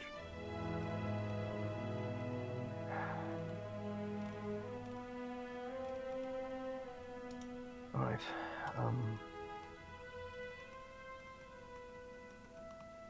So Mevelair, for the time being, would you? I will do everything I can to be more of a commendable leader as I should be, but would you mind, just for the time being, remaining in your position of co-captaincy? Because I'm sure I've said a million times, and you've probably gleaned a million more, that at every moment of every day while I've been here, I have had no idea what the fuck I'm doing. Yeah, she can't hold back like a laugh from that. I didn't intend to leave any position. Right. Alright, I just worry that you're getting tired, Mevelair. I think I remember there was a time when, one of the many times I was lax in my duties, and I let the maelstrom within definitely overwhelm, and you yourself started panicking, and a crestfallen shade fell upon you. You said something about being forced to be the captain. So I don't know if I'm overstepping my bounds or placing words in your mouth, but if I was in a position where I could effectively lead the Talaria and hold the loyalties of its members, and set it on the right path, that you possibly be you would possibly be more content and happier. She stares at you in silence for a long moment. Insight. Yep. That is. Oh, did I click? I didn't click. Oh. Alright. Come on. Fuck! Fuck! You already hit You already rolled insight. insight. Oh, did I? Yeah. Yeah, it's an 18. Oh, oops, I didn't see that, sorry. Oh no, I guess that's a 1 that's not going to be used again. Oh dear. Yeah, if you want to take the one. You recognize that look again. She's debating on how much she should tell you. Yeah, Aki just sort of looks at you and just goes, copper for your thoughts, Gatlin? You seem, you look as if you're placing something upon the scales. She takes a deep breath. Mevelair, if it's something that you wish to keep close to the chest, for now, close to the chest, I am not going to rip the card out of your hand. Just, if you think in your heart of hearts, not let your fear, or your trepidation, or your worries of burden ship or the weight of the things you deal with cloud your thoughts, then try as well as you can to assuage those fears and put them to bed for as much as a simple word probably won't be able to convince you. With me, those sort of fears are unfounded.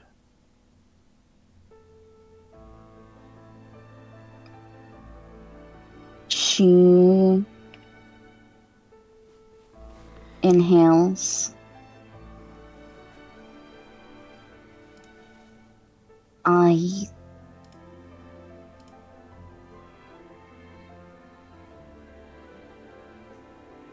I was supposed to become captain of the nymphs. Hold on, can I roll a wisdom check? Yep. I want to see if her saying that almost like makes memories from her perspective jog in my brain. Can I do that? Yeah. Right. 14. Okay. 13. Yeah, I think that would that be enough to like realize that like to have memories maybe of like, you know, when she says that I get a flash of like I get the flash of her tattoo and stuff like that. Her tattoo, the conversation with Valkyr with that anxiety, like, yeah. Yeah. And You she almost continues. Yeah, when you say I'm supposed to be the captain of the nymphs, you see like a look of sort of like you see that Aki take a breath in, and then you almost see like his eyes go a bit like hazy, and like his eyelid and like one of his eyelids starts flittering a little bit, and he sort of like shakes, and then he sort of like closes his eyes and like shakes his head back into the room as you're like as you took that pause. I was saying you're supposed to be the captain of the nymphs. Yeah. She stops. Are you all right?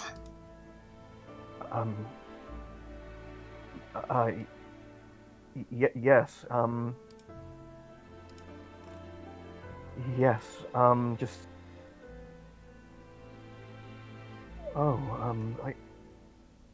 How is that? How is that possible?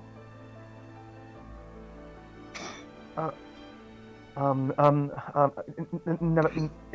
Never mind. Continue. You meant to be captain of the nymphs. All right. She kind of side eyes you, just a little concerned, but she continues. I wasn't meant to take over immediately, but I'm going to hold that position when my mother properly retires. I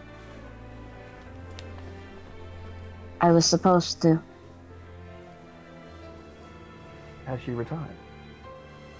No, not yet. I probably won't be for a couple years, but I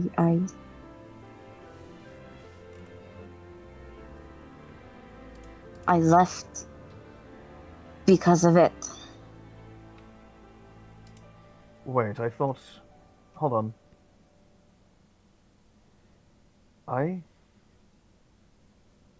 Hold on, that's. You've given me many reasons for your departure from the nymphs. Now you're telling me. You told me, you know, you met Havelock and you were young and he whisked you off your feet. You left because of some falling out you had with your mother, but now you tell me it was due to your own fears and anxieties of responsibility. So I'm sure it's a. Nevertheless, I ask you, which is it truly, or would you say it's a combination of the three? The rest is bullshit. It's all lies. I didn't want to admit what a coward I was.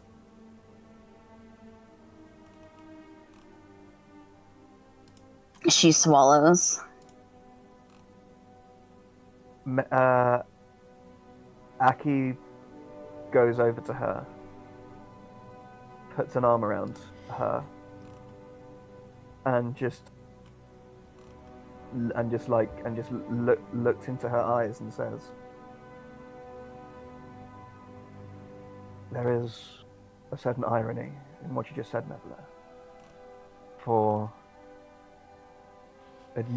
admitting the truth, both to yourself and a third party, took immense bravery.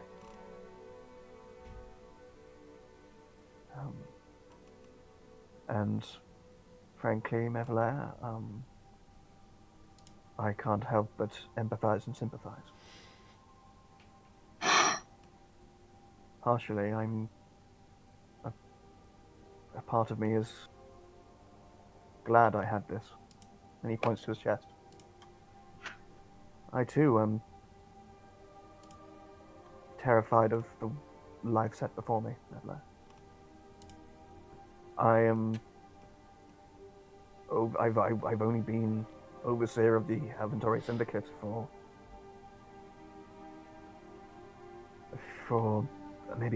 about a year and a half, but most of the rulings and running of it was done by advisors by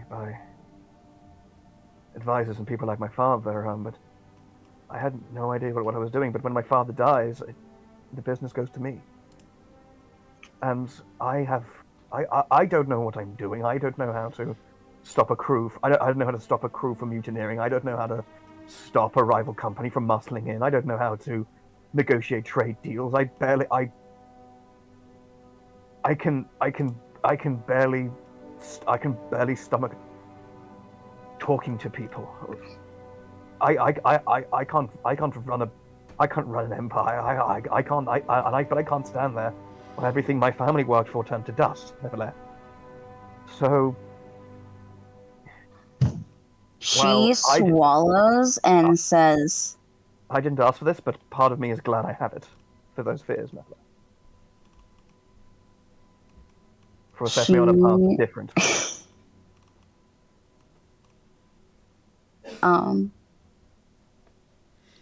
You're saying all this, and she just blurts out, "I don't know if I'm going to wake up in the morning."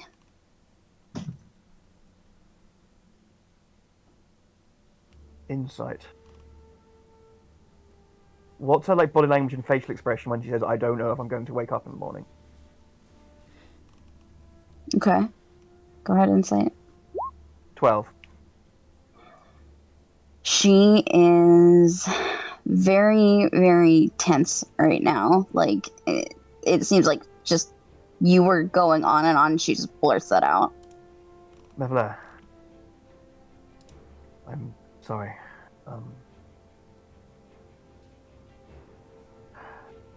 Breathe. In and out. In through the nose. Hold for 2 seconds. Out through the mouth. Imagine she the warmth takes of the a sun. very deep breath. Imagine the warmth, with every breath, imagine the warmth of the sun filling you up from the toes to your scalp. She is a very deep breath, and then she covers your mouth. And she speaks. Yeah, she's gonna hold it there as she talks. Aki is gonna stick his tongue out and just start Nope. poking at your hand. She doesn't care. "I don't know if I'm going to be the same person. I don't know if I'm going to remember anything. And what kind of captain is that? What kind of leader that can't take care of herself, that can't remember everyone?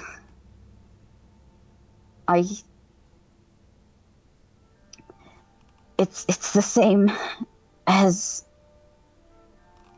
dying in your sleep. Takes everyone by surprise, takes them off guard. It's a detriment.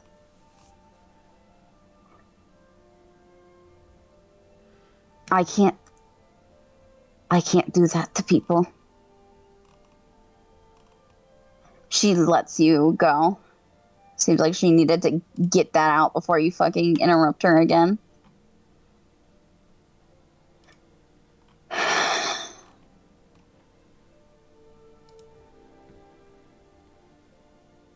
There's the reason why I should just let people talk, and not fill the air. Well, Mevelair, thank you for telling me.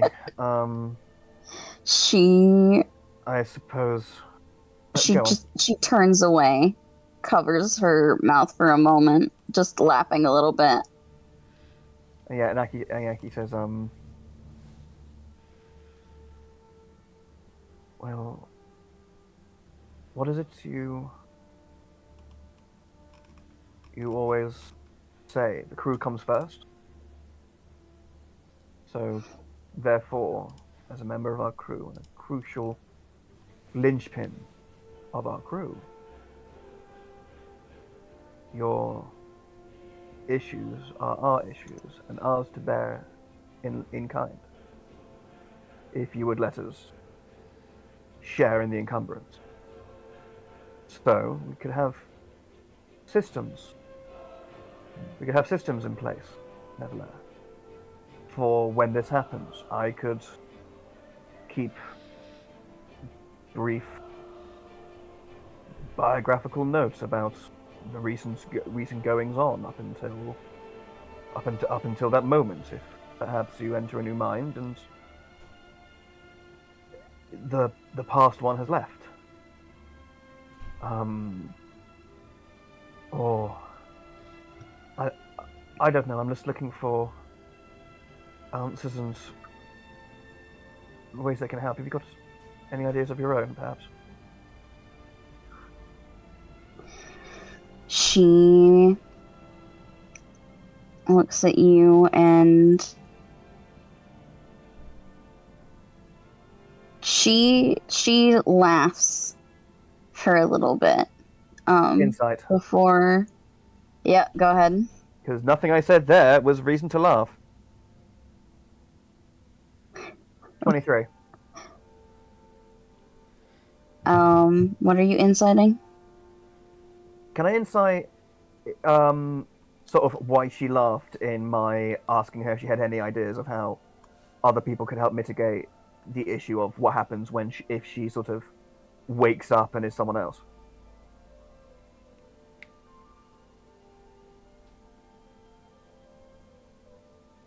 Like, why, like, what about that statement made her laugh? My thing fucking crashed. Can you repeat that?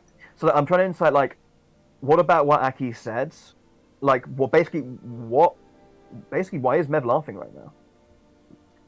Like, what is about what Aki said and what he asked her that made her laugh? You get the sense that Mev's doing that thing where she laughs. Because she doesn't know what other response to do. Yeah, she doesn't know what other fucking response to have. But she laughs for a moment before for it peters out, and she takes a deep breath and looks back at you.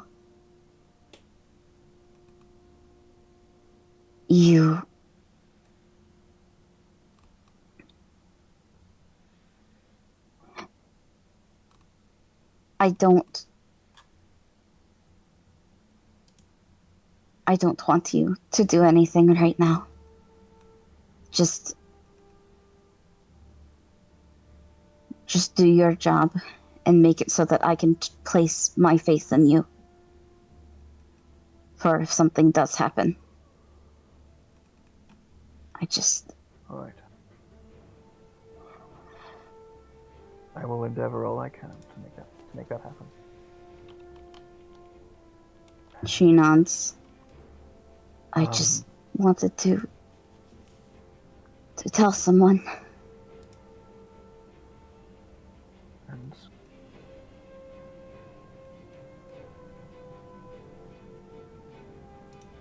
you, in my,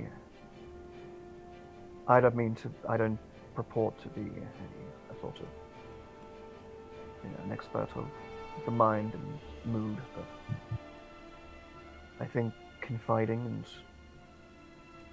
admitting those sort of things was possibly the right thing. Was almost certainly the right thing to do. How do you feel post our discussions?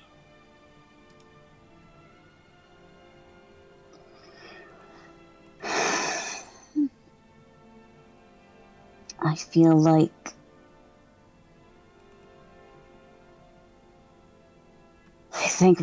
I finally told someone. She, Relief. yeah, she drops into, like, not on her knees, but kind of, like, almost like a ball. Okay. And so she's got, like, her knees to her chest, and she's hugging them for a moment. Aki will. Wait, so wherever we're sitting, so she's like slid down and got into a bit of a ball. Yeah, by, like, the campfire. Aki will do everything he can and like slide down into a similar position as well, and just put an arm around Mev and sort of draw her in close. Yeah, she and leans into you. And he just says, "Hey, Neverland, it's all going to be alright.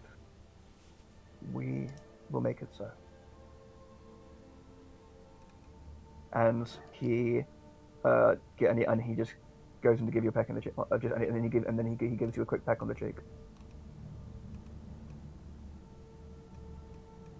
Just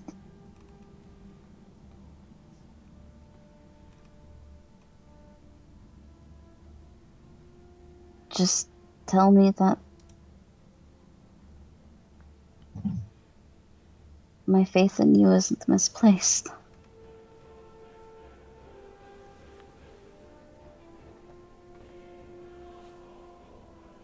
I will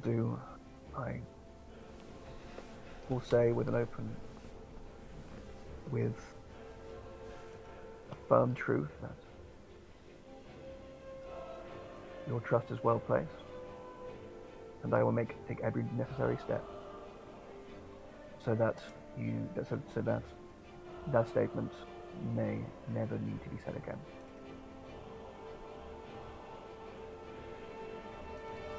And I suppose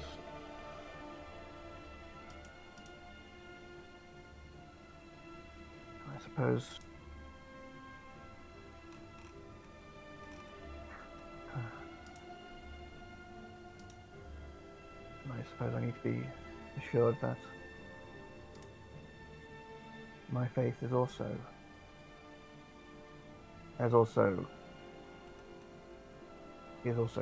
rightly placed.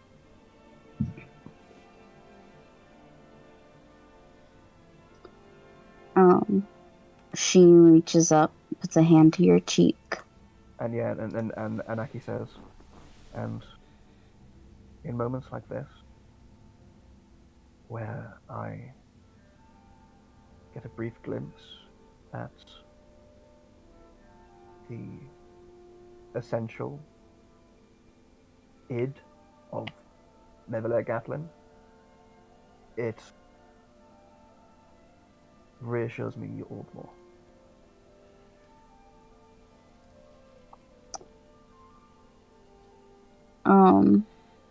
There's a very fond smile on her face. Can I insight? As she relaxes. Can I insight the file? Yeah, go ahead. It's a 19. It is the genuine article, if that's what you're looking for. I am. I'm looking to see what kind of smile it was, and also What was she trying to do with bringing her hand to my face? Just touching him. Okay. But she will, after you complete that statement, go in for a kiss. Yeah, full reciprocation. Yep. And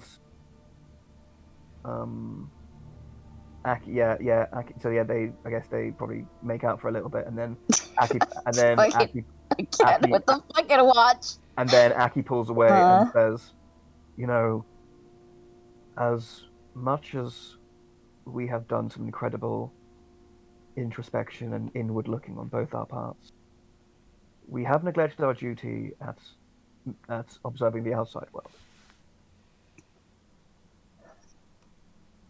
Is it bad if I say fuck it? Well, depends what precisely you're fucking, Mevela. She smacks your arm. Yeah, Aki, Aki just bursts into Aki just sort of like bursts into like a stifled laugh.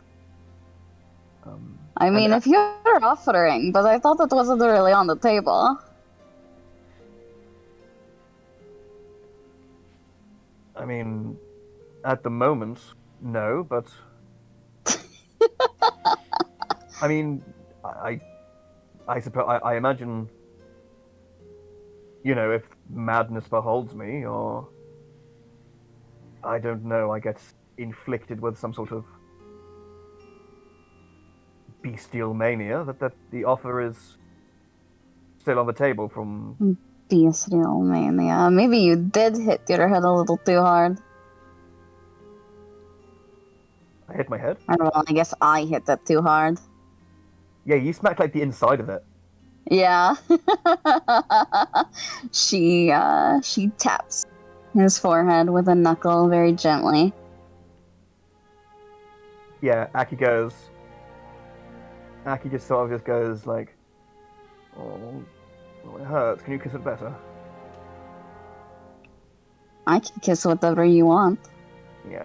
And then we can probably just go back to cuddling and making out until Fuck it. fucking... Really said fuck the watch. Until we get murdered by animals, I guess. Yep, until someone comes out and is like, what the fuck is wrong with you guys? It would actually be funny if fully we are like still like literally just still making out and everyone is just like already eating breakfast around us. Oh my god. Like, hey, I made porridge. You guys want... I said that they can't be on watches together. Yeah. And what did these fuckers do? We had like philosophy, therapy, and then it just ended in making out. Yeah, great stuff. and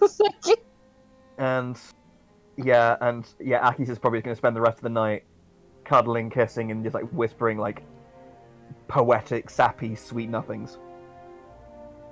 Oh my god, alright. Who comes out and is like, what the fuck is wrong with you two? There's no fucking watch happening. Definitely not if that's the route you're going. We're such assholes. So, oh my god.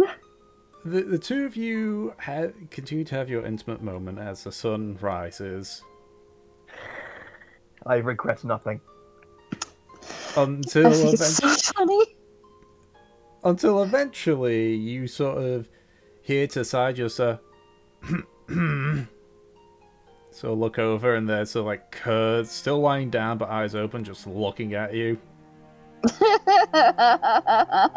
Yeah, I imagine that like we're just like, you know, messes on the floor by the fire, like maybe like both our shirts are half open. Oh my god. And then it's just like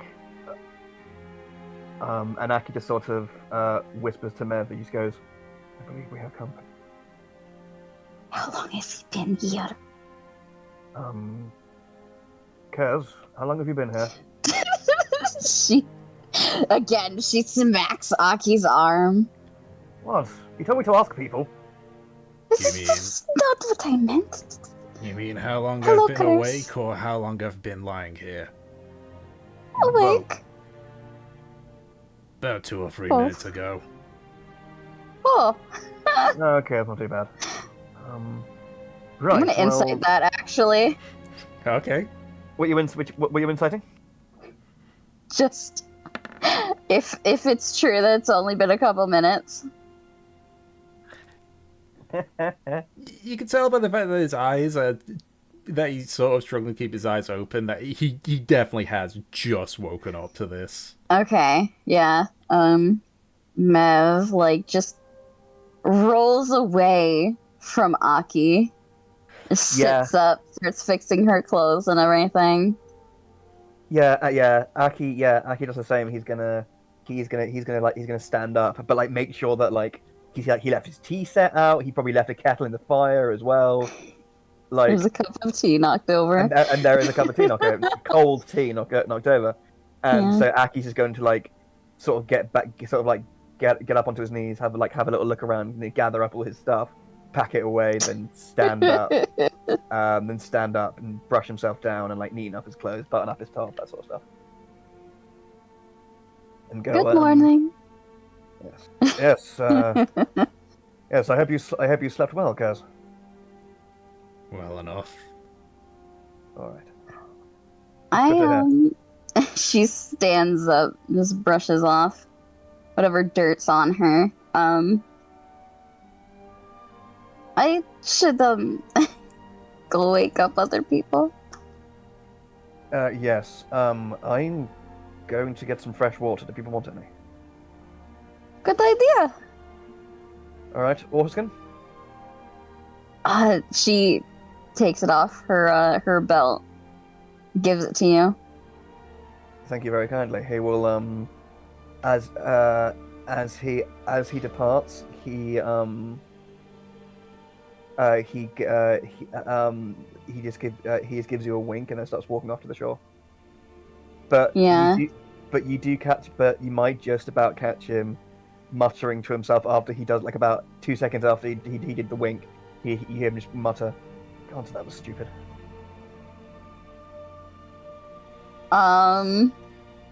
She shouts, "I thought that was cute." She'll head to fucking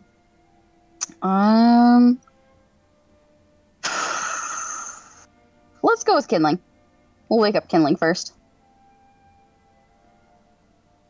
Like, Okay. eventually wake up everyone in the group, but just round them all up. Yeah. Yeah, he isn't really hiding much. You do see Kurz just has a bit of a confused look on his face, but just sort of goes to wake up there and such. You get the feeling he's not too sure about the reaction the two of you had.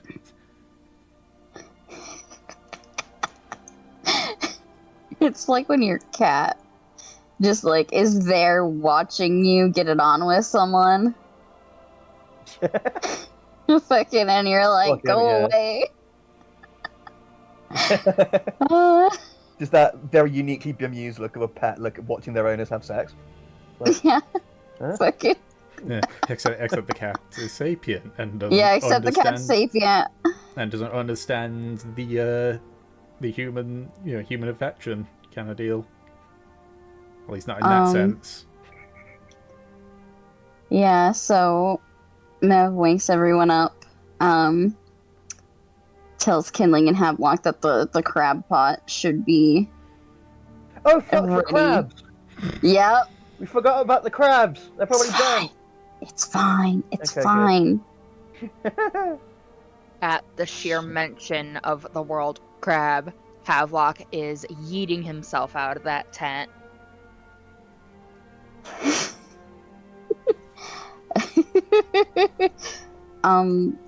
Chris and I kind of tended to it, but we didn't mess with it too much. Hope that's okay. Mevaler, did you touch the crabs? Well, no. Did Aki touch the crabs? He stirred it around. Havelock's just going to slowly turn his eyes towards Aki. You watch Aki heading over towards the alchemy jug. Is stir the crab all you did? Wait, are you just looking at him, or have you gone over to him? Looking. I imagine it's fairly close by. It's Okay, within and hearing Aki says, distance. yes.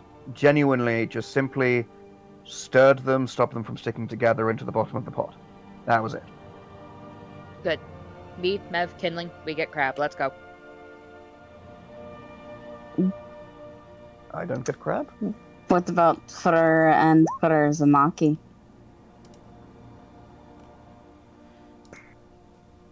Two are on iffy footing. Eh. Eh. No Come on. Mazamaki, just eh. Don't be a child. There's plenty for everyone.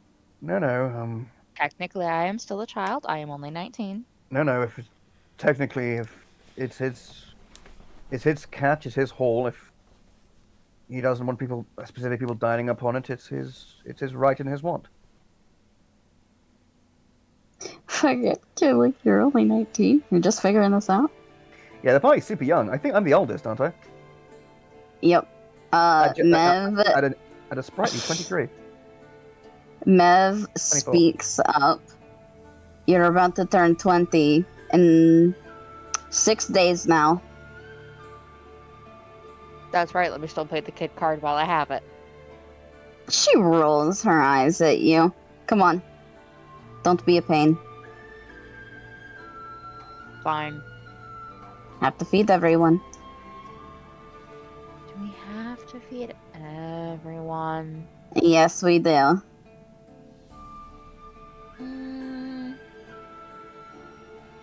She stares at you. Lock. I thought the dragon didn't technically have to eat. She looks at Curse. Do you want crab? I would like to try it, yes. Then he gets crab. Fine, everybody gets crab. Good boy. Havelock's going to grab your hand and playfully bite it. Not the hurt one. Not the hurt one. Not the hurt one, I have to specify.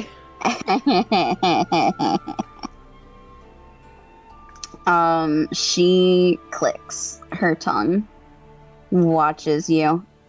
Uh-huh.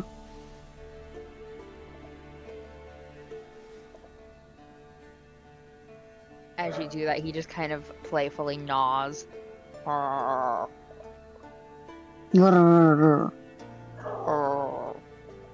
You still get the first bite of crab. The fucking dog. Okay, such convenient timing. Yeah.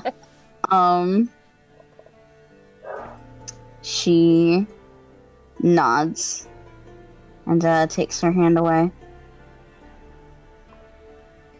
Hey. Anyways, come over here with me, Mev. Come over here. And he's gonna start dragging her, like, closer towards the front of the caves, away from the group. She looks to the group and just says, "Help me."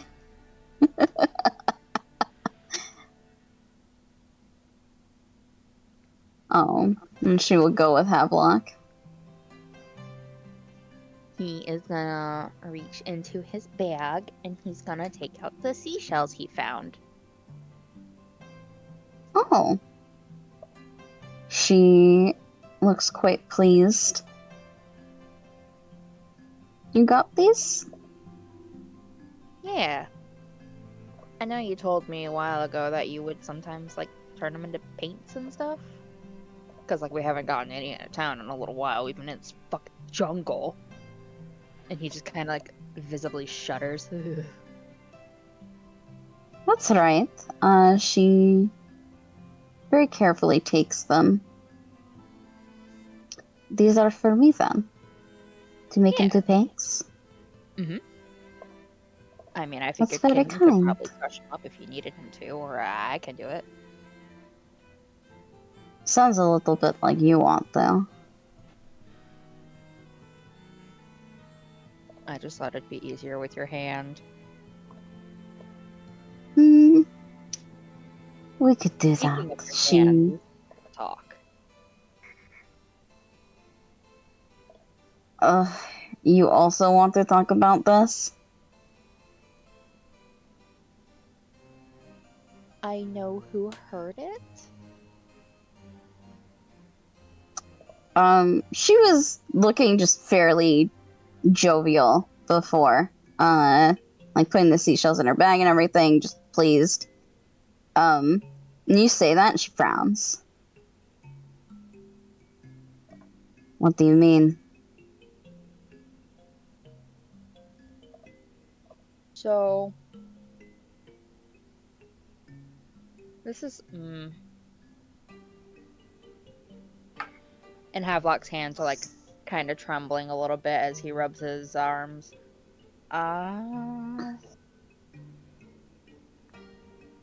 So it was said by my dad.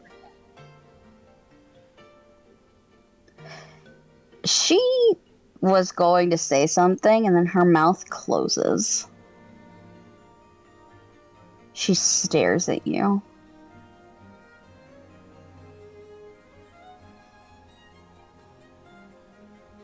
I didn't know beforehand. I only knew when I talked to the compass.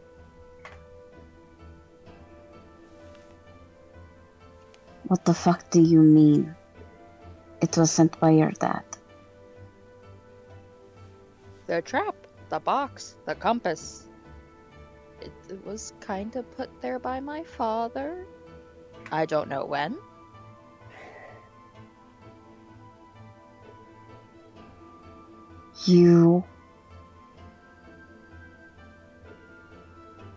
She,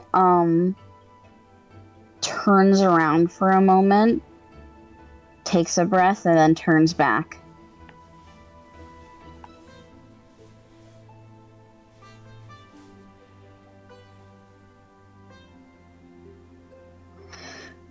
So,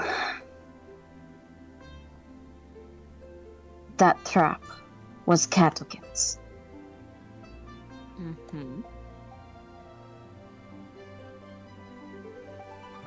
That it And was. you don't know if it was placed recently.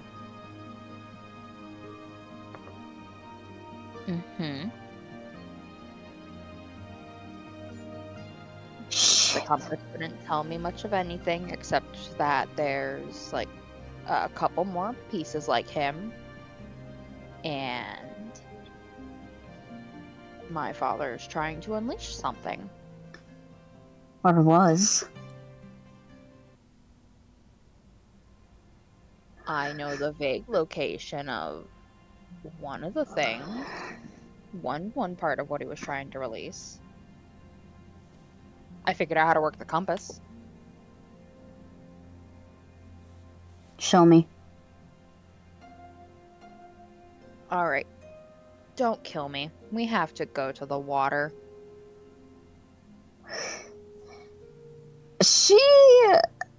It already looked like she was like concerned about this information. Then you tell her that, and she just looks so irritated.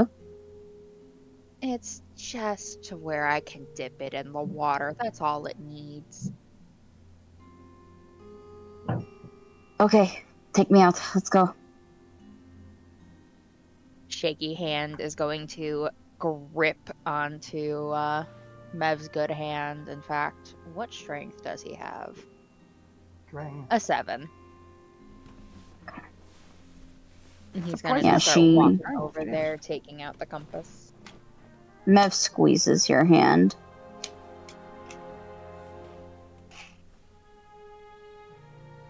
Thought the bastard was dead. I thought he was dead. I thought he got ripped apart, at least by the sharks. There were so many sharks. Have We I don't told you know. the sharks? They're very nice. They're very cute. They Havelock. back away if you punch them in the nose. Havelock. Yes. We don't know if he's alive, if this is recent. It could be something that was cut short. Like his life. Either way, we're going to take care of this.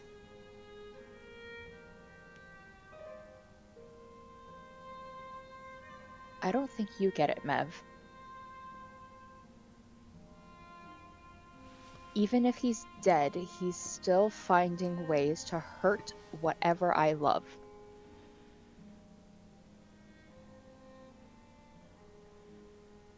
And Havelock's gonna squat down at the water and dunk the compass in to fill it back up. Alrighty. Cool, that's a hell of a quote from Havelock. I like that. So you fill the inside of the compass with salt water again. You sort of lay it flat on the palm of your hand, and you can see the cork ball is again pointing in a southeasterly direction.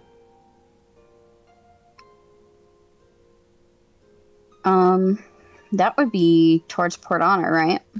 It's more it's southeast, so it goes far out to sea. So into the ocean. Okay. Yeah. Port Honor is east of you currently. Yep. Mev looks at the compass, and puts her hand over it and looks at you.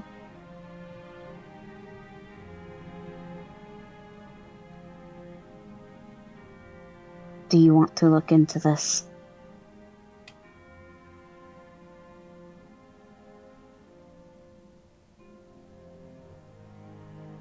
I want to know what was important to him.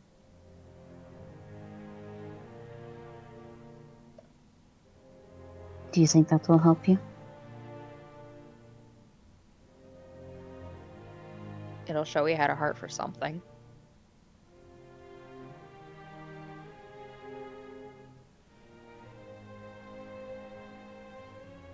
She will very gently take the compass if you let her. He does not stop her. She holds it in her hands, just inspects it for a moment.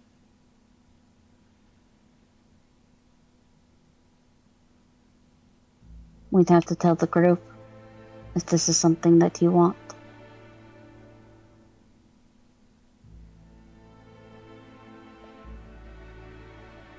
I'm not telling him why.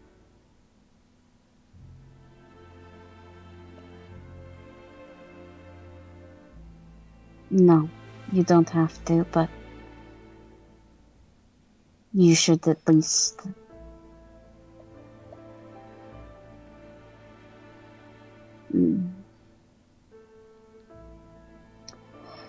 tell them that it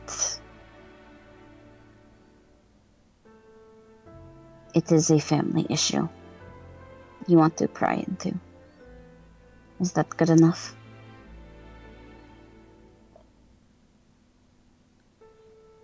Damn, Mev, and he runs a hand through his hair. You can see tears in his eyes. They're not falling yet. You're making it a lot more personal than I was gonna do. Just gonna say we're gonna follow the treasure. We don't know what this will lead to. Havelock. They have to know that it's at the very least something important and personal. If they're going to be spending their time on it, risking themselves.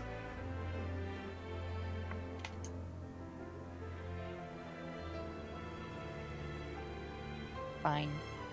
One of them already knows. Fucking Kurz knows. At least where it leads. He was there with me. You don't have to give details. Just tell them that it's family.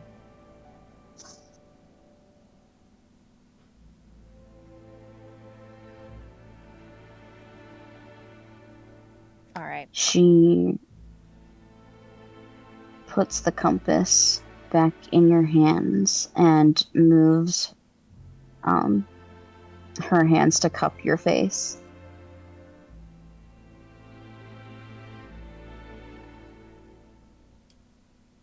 Yeah. Whatever comes of this, I'm not going to let that man or anything he's fucking a part of touch a single fucking hair on your head. Do you understand? He nods his head, the tears finally falling.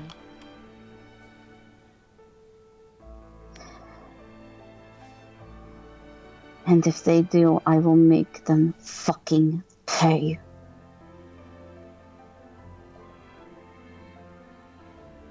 Yeah. That's fucking right. Gonna give him the old 1-2 shadowy punch. She thinks about it, and there's a very dark expression on her face. I'll make sure they can't even remember who they are.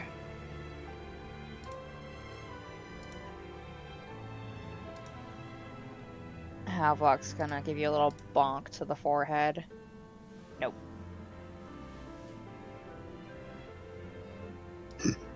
She chuckles a little and presses her forehead to yours.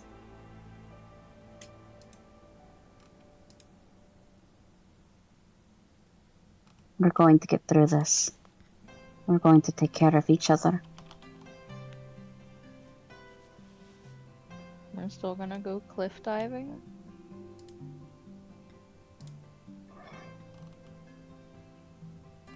Yes, we are.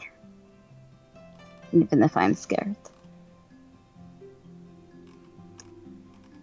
Good, because I'm actually kind of scared of it too. I fucking hate heights. You hate heights. She steps away from you, like a little baffled. Fucking. She shakes her head. You're lucky I love you. You're lucky I tolerate you. He teased, giving her a hug. Oh, please. She hugs him back tight. I mean, come on, when I got one best friend, I had to get another. Fuck kind of group deal is this?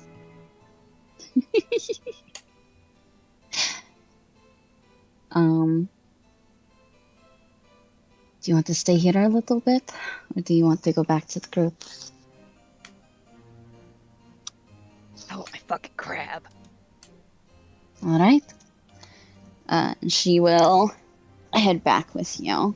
Could we have a break? Because I really need to pee. I was gonna say, like, yeah, this is, I was gonna wait until after the watch stuff, but it went a bit long. But yeah, we will have let's put it as a 10 to 15 minute break, depending on when people get back. Alright. So, you all reconvene around the campfire with the crab being served out.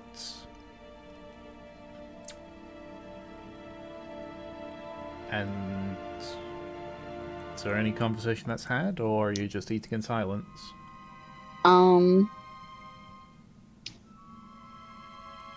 Mev will... Because she doesn't know, like, when Havelock wants to do this. So she's gonna leave it, like, up to him. Does Aki get some crab? Yes, everyone gets crab. Okay, good. Mev has made sure. Everybody is participating in crab. And it's fucking crab. It better be fucking delicious. Like, I don't think it has any other setting.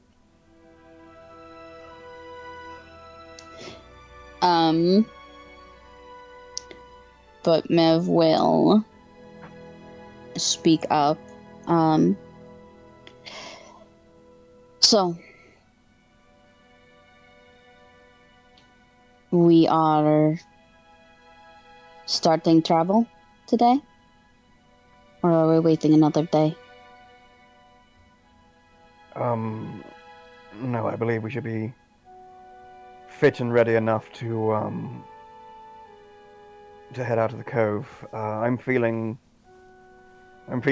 perfectly well. I can't speak for the others, of course, but I would be perfectly fine with today embarking upon our trip to Port Honor.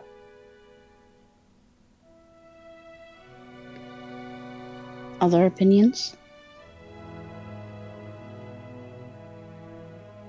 I think you've all got everything sorted, so go ahead and get out of here.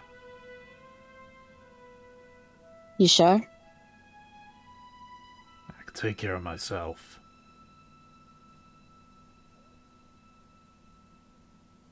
Just because you can doesn't mean it's fun. She smiles at him.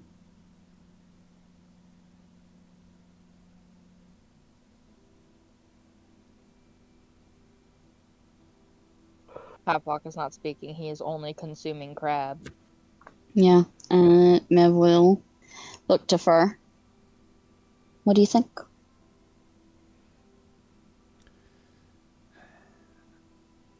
Yeah, the sooner we get this sorted, the better. All right. Then, after this, we head out. All right.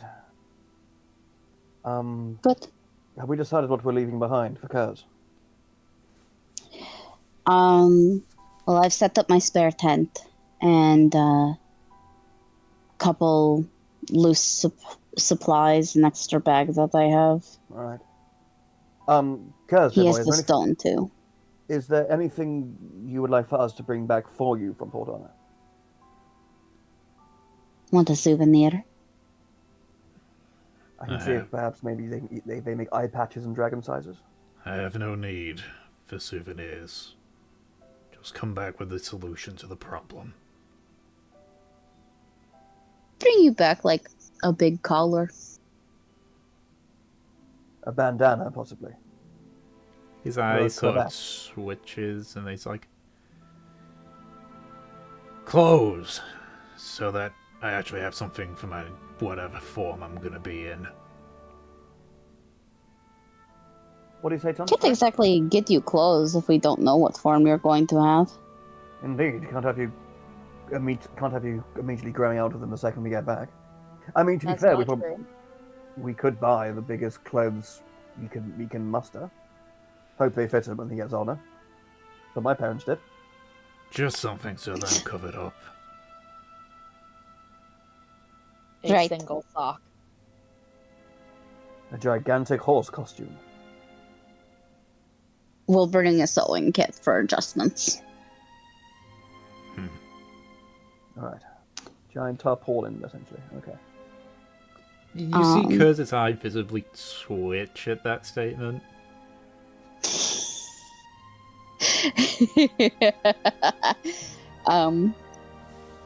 Make sure it's brocaded and metallically coloured.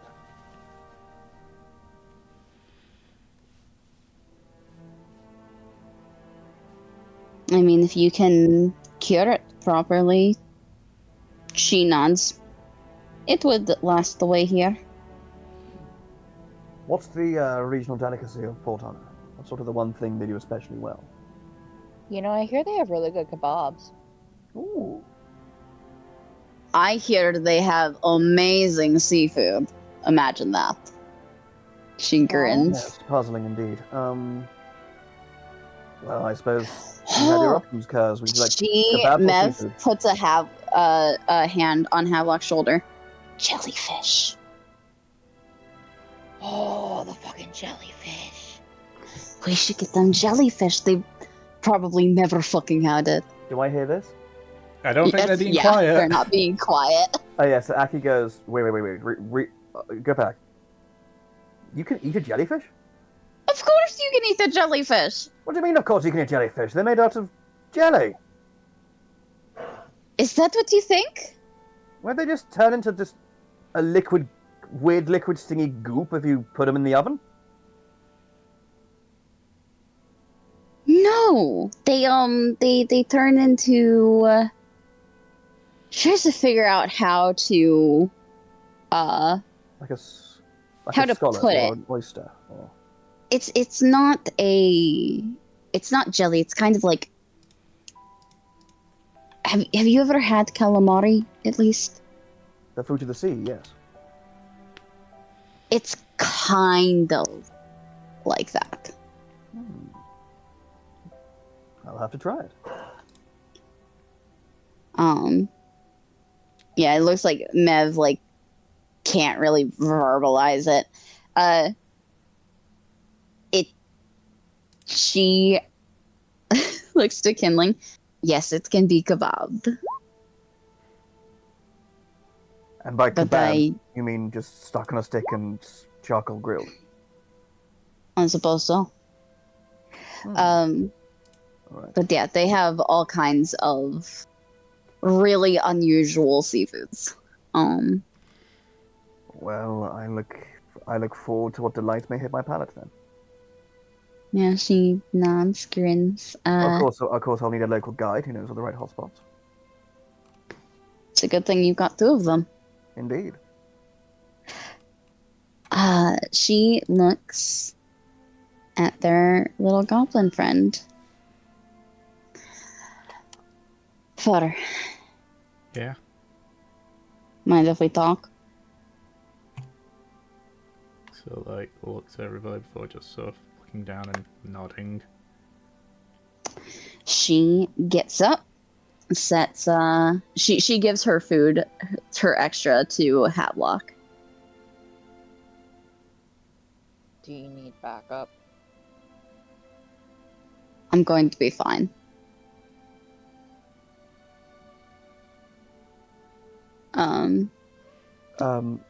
While they're walking away, Aki just sort of lean over to Havelock and say, after breakfast, Havelock, I hope you don't mind, but I would like a word also.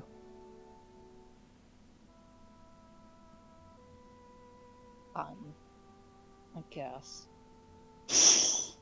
I guess. Right, I'll help you. I'll help with the cleanup, and then you and I can take the shells down to the shore, and toss them into the water if you like. Get rid of the mess.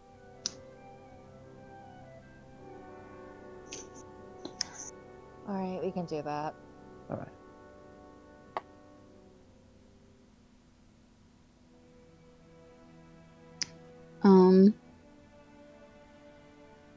Mev makes her way just a ways away. Is for following her. Yep.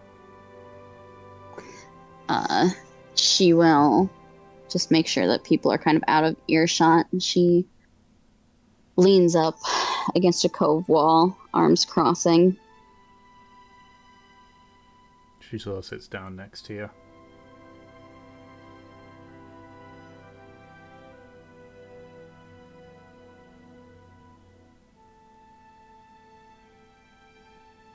You really fucked me over yesterday. I know. You do? Yeah.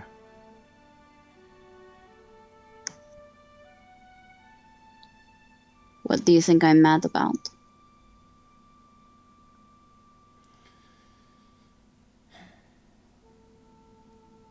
I don't know, I just know that you're mad about it.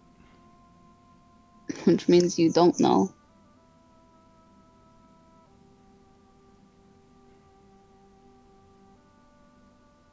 I know you're mad, and that's... To me, that's the big part.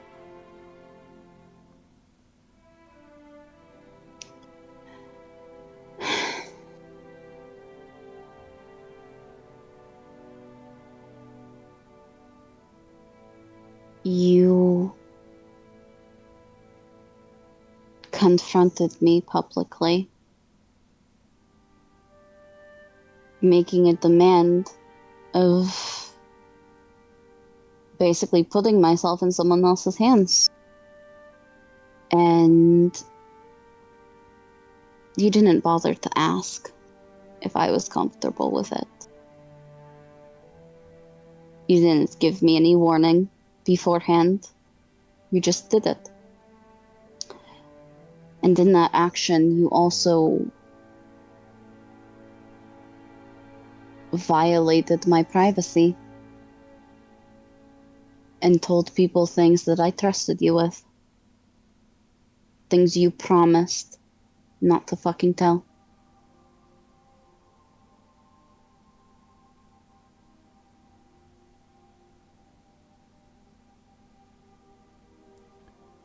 I know.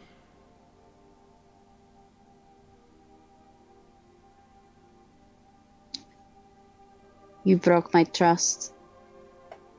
You violated my autonomy.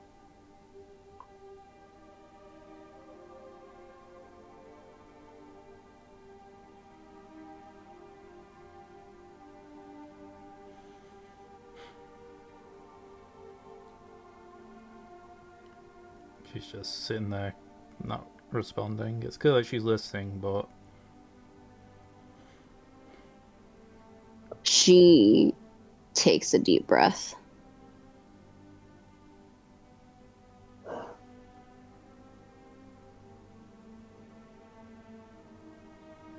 I understand that you want to help me,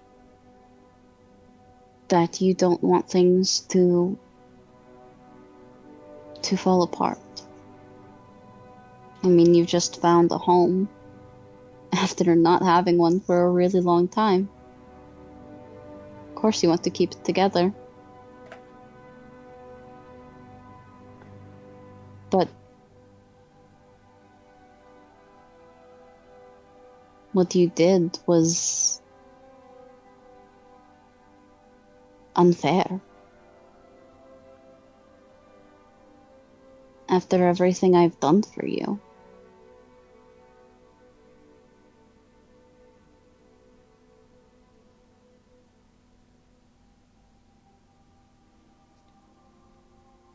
I'm just scared that you're not going to try to find a solution to it. That you're just going to let it get worse and worse and worse.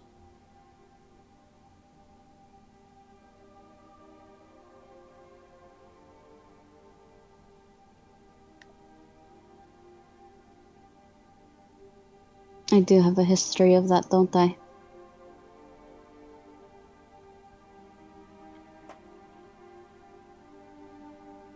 In that way, your fears are valid.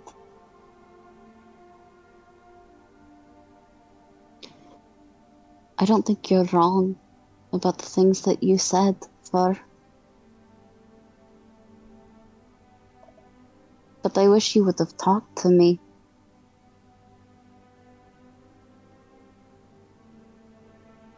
I'm hurt that you didn't.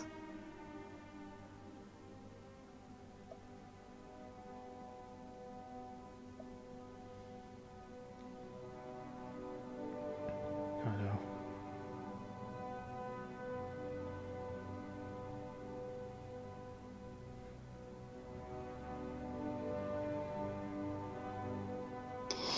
She slides down to meet Fur where she is. Yeah, she's been avoiding eye contact with you this entire time as well, just looking out towards the ocean. Yeah, she very gently just takes her cheek and moves her face to look at her. Come on. There are tears in her eyes.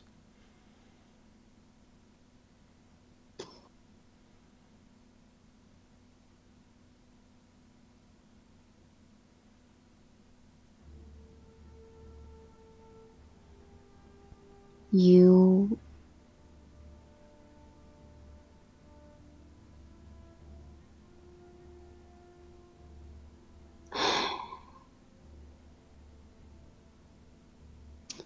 I'm going to speak to Olivia.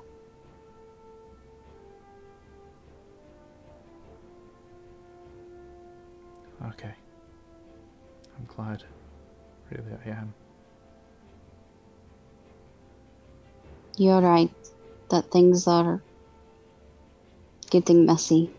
For me, very messy. And frankly, it's not right for me to tell you to put your faith, your life, your safety in someone else's hands if I'm not willing to do it myself.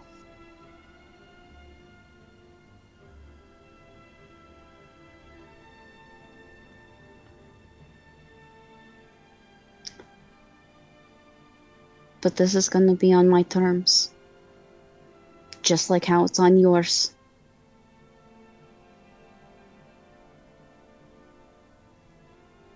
Do you understand? Yeah. Yeah, I do.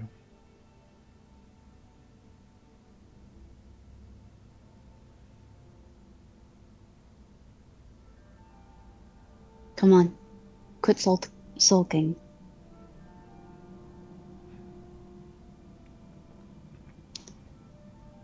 She, just sort of like wipes the tears away and just sort of just shakily breathes in and, exhales just.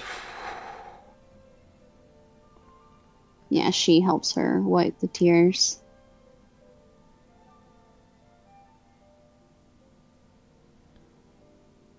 We're still friends. That hasn't changed. I know. It's just a rough patch. It's That's right. never happen all the time. And what do you do when there's a rough patch? We give each other some space and talk about it, and if there needs to be change, then we talk about that change. If not, then, well, it's happened. We know who fucked up where, and we keep going on. All right. I've said my piece. What I'm going to do. What are you going to do?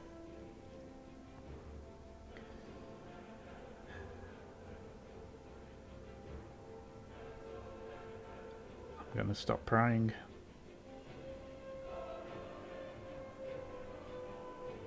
I'm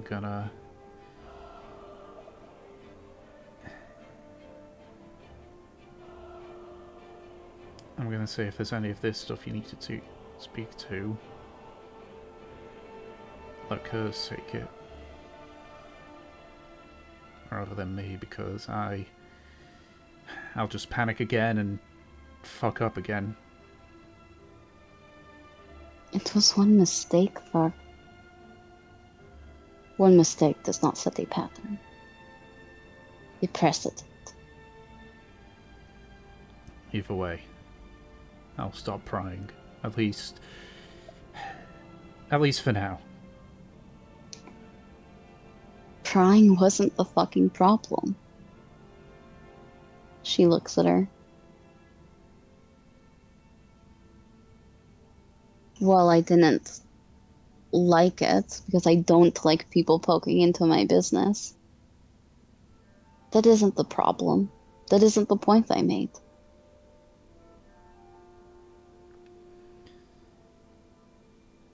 Then rather than say you should do, then suggest you do. Whenever we have Suggesting's good. Whenever we have conversations like last night. Another good thing to do is probably not do it in front of the group and tell them my secrets. Yeah. That was the third one I was going to go to.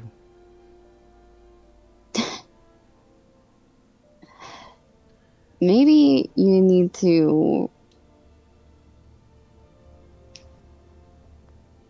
I just gave Aki this advice. You need to spend less time thinking about what you think is wrong and just listen to people when they tell you.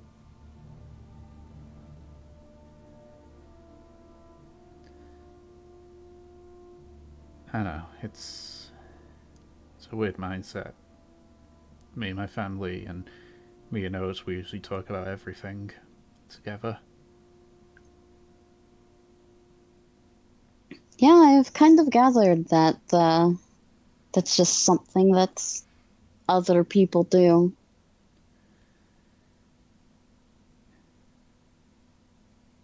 To me, I think it's a little unrealistic.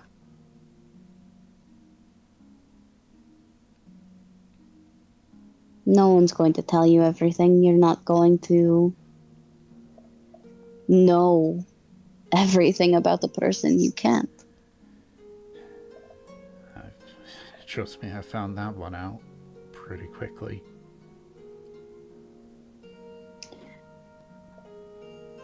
Talking about me or someone else? I can't tell.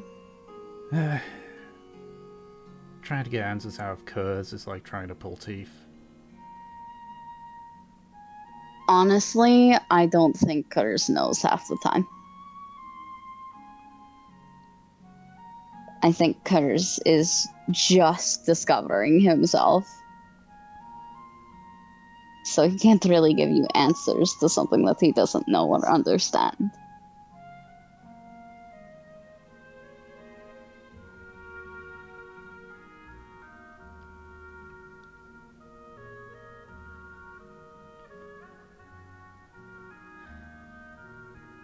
I mean, it's just as well all the other stuff, like Referim, with how the inner circle acted.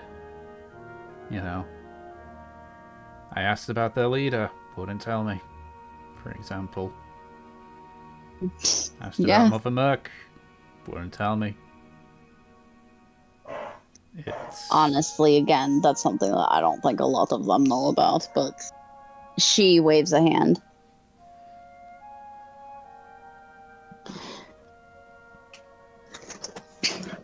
People have things that they're going to hide. That's just how it is.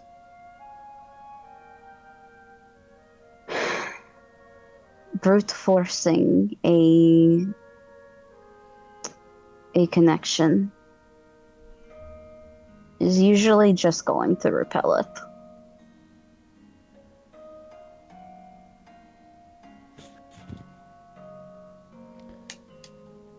When someone doesn't tell you something, they don't feel comfortable sharing it, you,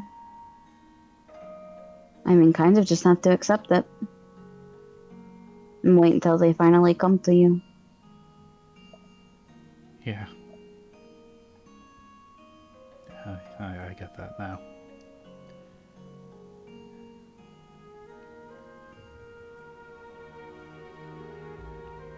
I won't.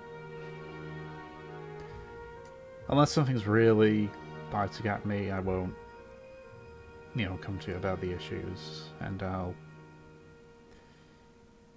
make sure to keep my mouth shut about things in future.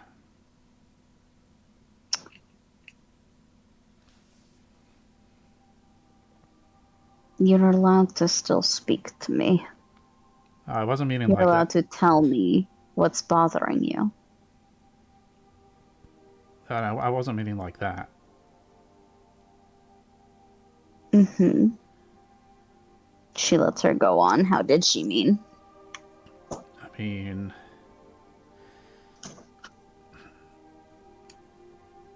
Like, if you look, it looks like you're struggling over something, it's not like I'm going to ignore that. But if you're just normal and I'm just getting the...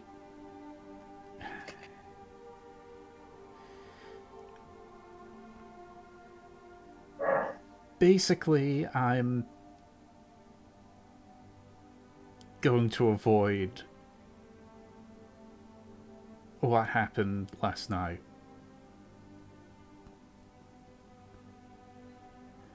And if Right. something is really going to bother me, then rather than put it out in the open, that's when I'll approach in regards to it. She nods. Well, we'll see how that works out. Yeah. How are you feeling? Terrified, if I'm honest. I mean, this is... Me and Kurz are going to be separated, and I've already said what happens to me if I'm away from him for a certain length of time. I know. I'll try to keep it under control, but I don't know how it works myself. Well, suppose this is the first time that you're really going to be practicing that muscle. She waves a hand like that's what they called it before. It'll be hard at first, but hopefully it'll get better over time. If it starts to get too much, I'll let everyone know. The last thing I want to do is find out I've been sleepwalking my way back here. And you guys not knowing. That's a good point. We should keep an eye on you. I know, just based on how it's been in the past, that I should be okay for a few days. Then the desire comes in, and well, then it's a matter of time at that point. I'm hoping that Olivia's able to find a solution, if she hasn't already got something sorted. She nods. Well, at the bare minimum, it's going to be at least a week. Think you can handle it? I think so. All right. When I first tried to abandon Curse, it was about a week before I started sleepwalking, but I've been able to last longer when I was separating from Sangan. Normally I go when I start to get the feeling to be near him. Just tell me when.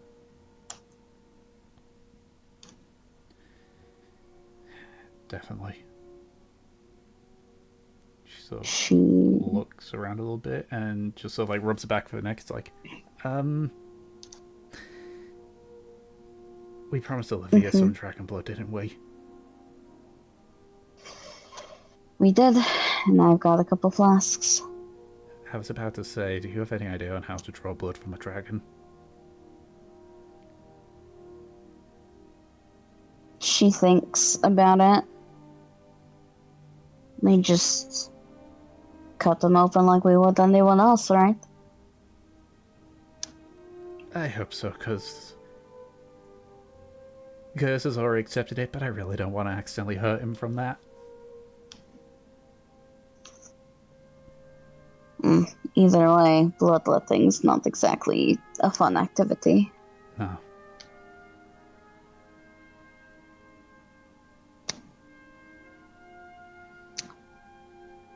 Want to go do that now? Get it out of the way?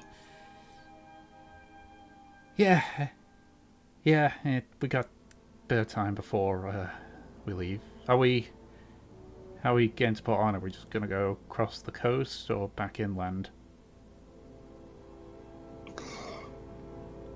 Across the coast should be good. There's a couple different entrances that we can go in. She actually thinks about this. Actually, maybe we need to go around.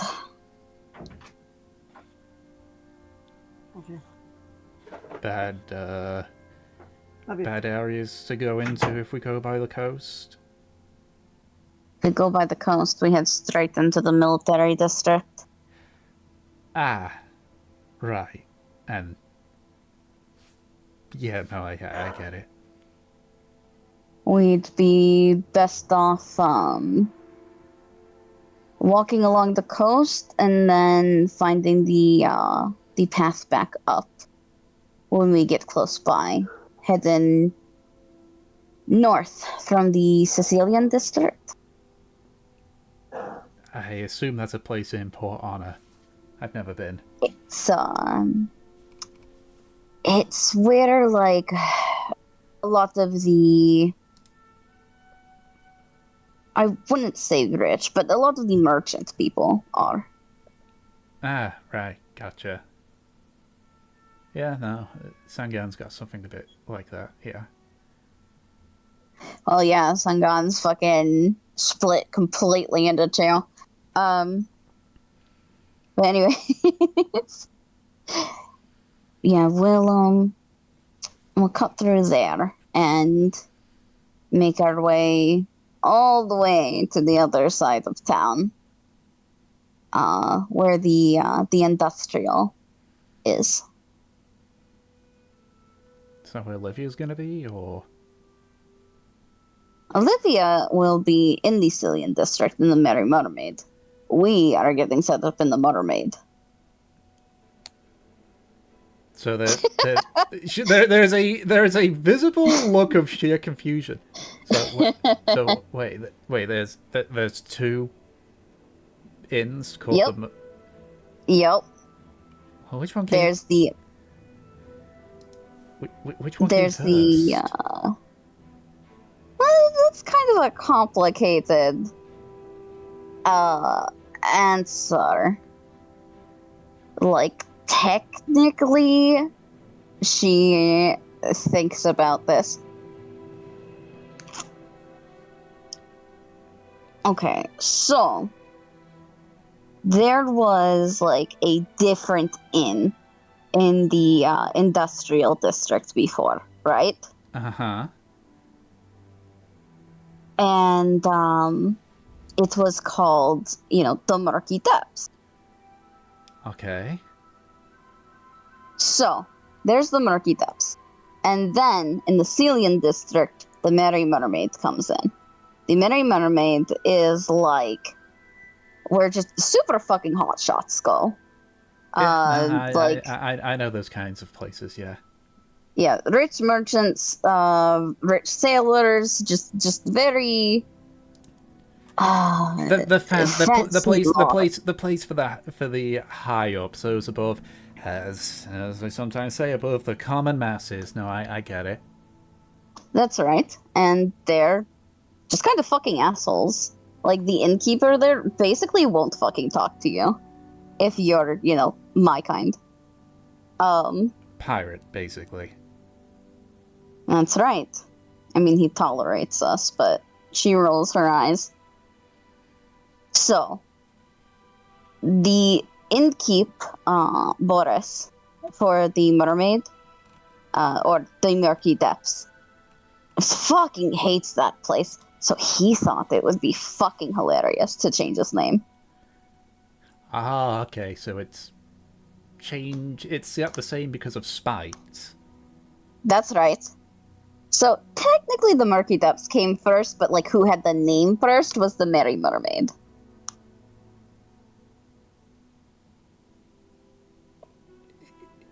Is this Paris guy like not a nice person? Like I don't know. I figured somebody would be a bit of an asshole if they just change their entire inn just to get back at some rich pompous person. Mev grins ear to ear. Boris is lovely. He's such a nice guy. Insight.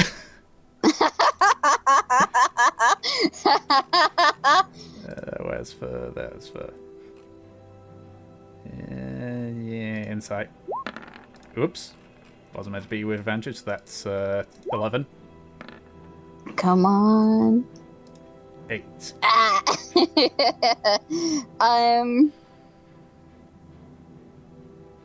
How do I put this? Mev is bullshitting. Mev. Okay, look. He's not a bad guy. He's not like a mean guy. But if you fuck with him, he will cut you. Okay, so he's kind of like a, almost like a territorial predator. It's like, if you don't bother him and go on his territory, he's fine. Otherwise, Basically, like, people are expected to fucking behave themselves in his bar. If oh, not, so you know, he's like a strict teacher but more violent. if you want to put it that way. She just sort of shudders a bit at that. She smiles. I don't have a problem, though. Everyone loves me.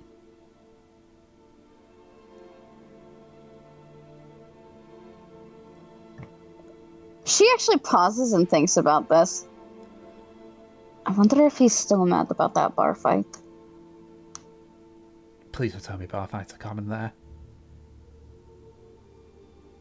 It's where fucking pirates go to hang out. Do you think that bar fights aren't common?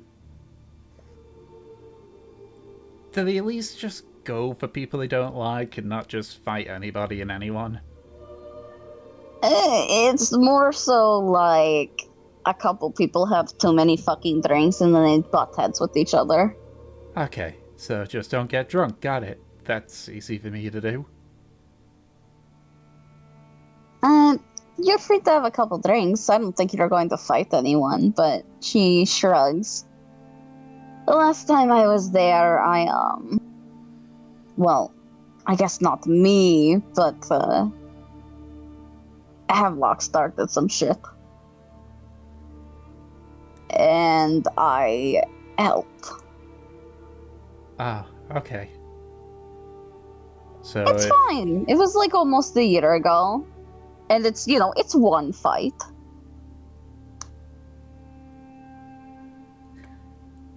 still like looks at our other hand is like,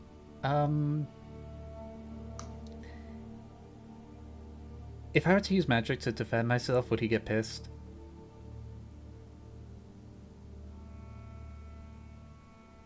She thinks about this. Depends. Most pirates frown upon using anything arcane in a fight. Oh, it wouldn't be used But if offensively. someone- It'd be defensive only. Yeah, if someone, like, picks a fucking fight with you and you just defend yourself, no one can particularly be mad about that. Okay, cool, because Olivia taught me a little trick that I can do where she just sort of like almost like slaps her hand. You can just sort of like watch where her hand was. It's sort of, the skin sort of gains an almost like bark like texture that sort of like goes up her arm until it covers her face. Bark skin. Yeah, that would work. When the fuck did she teach you that? Small conversation. It wasn't so much that she taught me, but she like very quickly put me through a few paces. Just sort of, it was more she explained how it might be with the spells, where you sort of like visualize what you want to do, and go from there. So Right. I just thought now of making it so that I'm tougher to hit, and to be honest, I'm freaking out right now at all this, as you just drops the spell. Why does everyone freak out when I tell them about Fourth Honor? I mean, Aki had a full-blown panic attack the other day when I was telling him. I'm not worried about Port Honor, per se. I'm just nervous about going to a place Yeah, she raises a brow at you. I've never been in a bar fight, Mev, okay? Then don't pick a fight. But what if they pick a fight with me? Then... I mean... You had a couple of options there. You could walk away, fight back, or have luck and I can get involved. But generally, no one should bug you as long as you're not, like, starting shit or being annoying. Good, because I do neither of those things. Intentionally. Which means mind your business and you'll be fine. Okay. Okay.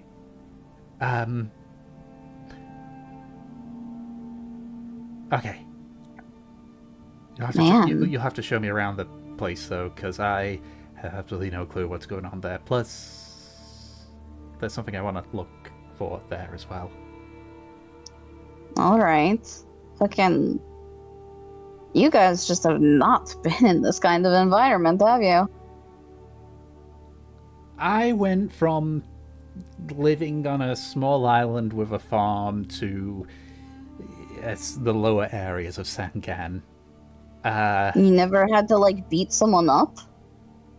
Or ran the risk of, like, I don't know, being fucking mugged? I mean, there was always the risk of being mugged, but the only places I ever usually were was out in the wilds or,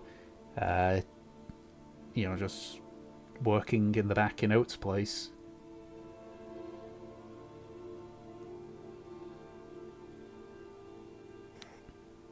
She just throws her hands up and shrugs.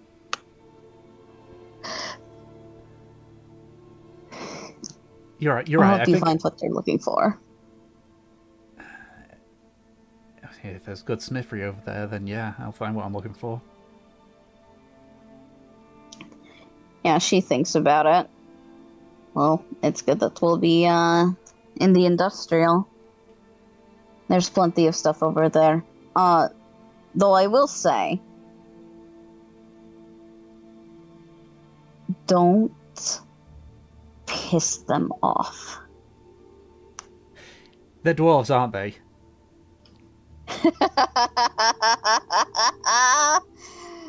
Are they all dwarves? I think they're part of, like, a company, aren't they? A sizable amount of the industrial holdings are dwarfs. The biggest one is run by a dwarf. Yeah. Mev grins.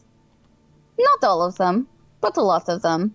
And it's like a big fucking union. Oh, so that sounds even worse. If you piss off one of them, you're basically blacklisted from the whole fucking place. Oh, don't worry. I've pissed off dwarves in Sangan, so I know. What do you have against dwarves? It was my first time seeing a dwarf, and I questioned how he braided his beard. Oh, I was gonna say, did you, say finally someone smaller than me? No, because I've seen things like halflings and such. It wasn't a size thing. It was I criticized a dwarf's beard. It's always a size thing.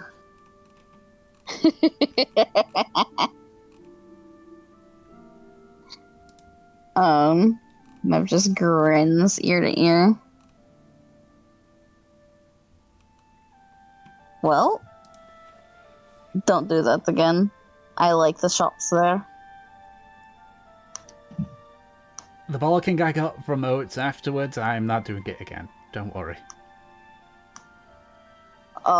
She groans. Yeah, no, I know what you mean.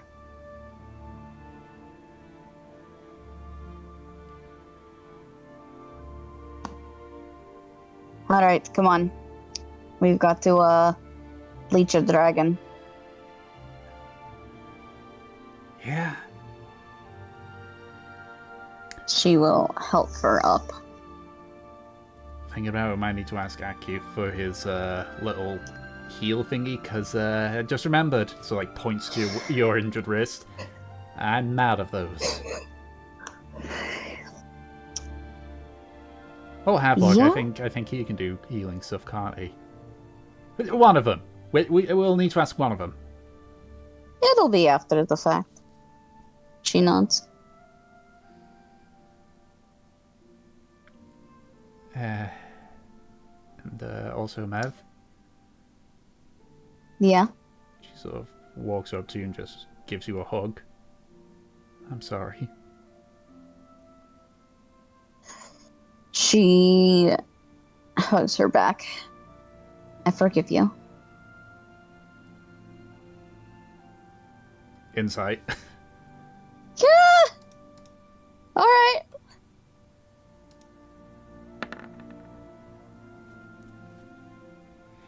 She's seeing if you genuinely mean it.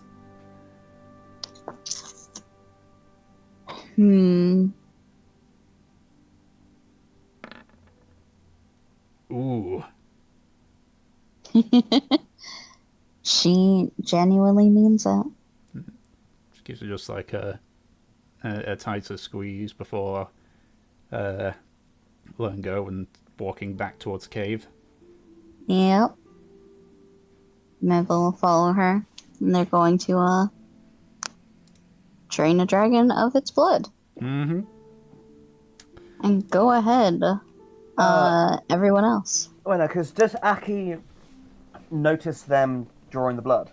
Well, I would imagine if you are having a conversation with... Are you planning to have your conversation with Havelock, like, roughly around... At the same time that the conversation with Thingy would have happened. So, yeah, I guess you two do your conversation. We'll see if, depending on how long it goes, if you see it or not. Okay, so after after they go and Aki says to Havelock that like he wants to have a word privately. After they don't really talk that much afterwards. But then after everyone is sort of finished eating, Aki just goes around and goes, "Right, time to do a bit of clean up if we're shipping out. Everyone, toss your crab shells in here, please." And he sort of holds around one of the pots for people to put their waste in.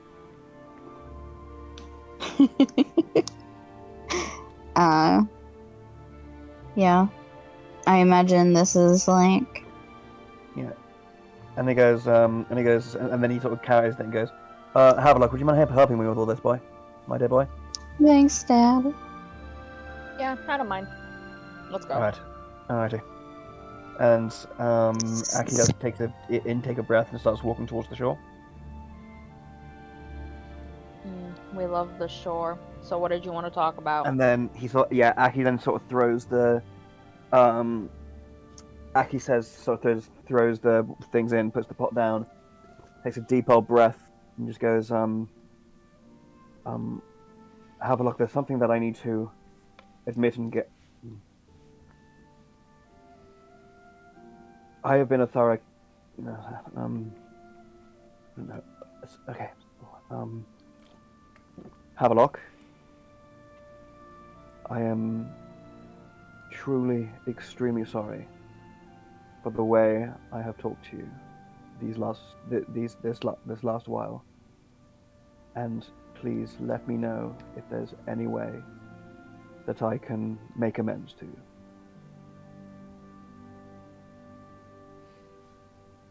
And then he does like another sharp outtake of breath.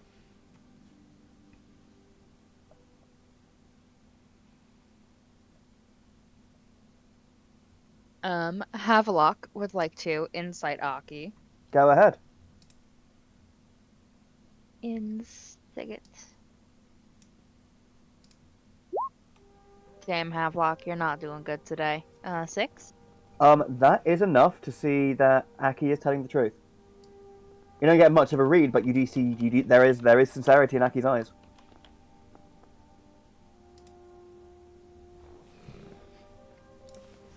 Why are you saying this? Well, simply because the effect that Neverlaire's procedure had on me, it essentially forced all my memories into my short-term working consciousness. And so I essentially had to sort and categorize the timeline of events in my mind. And it allowed me to get a whole new look at the past events. And it made me realize just how fragile the foundations of the biases and the fears and the trepidations and the sort of precognitions that informed me interacting with you.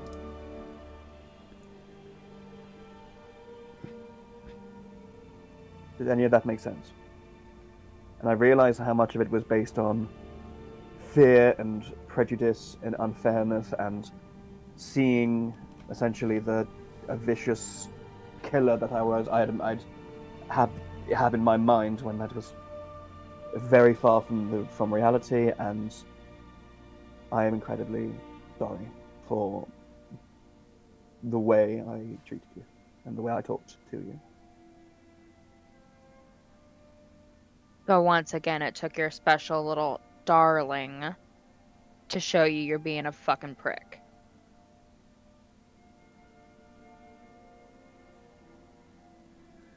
Couldn't reach that conclusion on your own.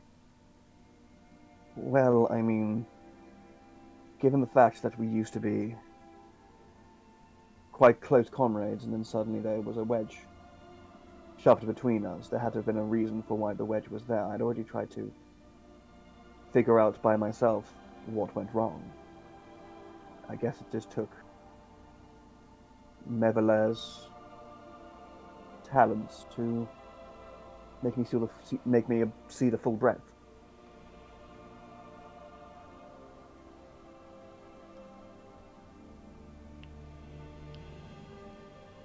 I'm real fucking disappointed it had to go to that for you to notice. So am I. I thought I was a better man than this, I really did.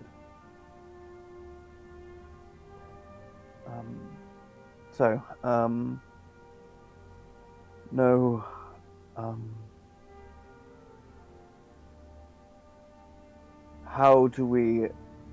what would you like me to do to make it up to you? To mend this bridge?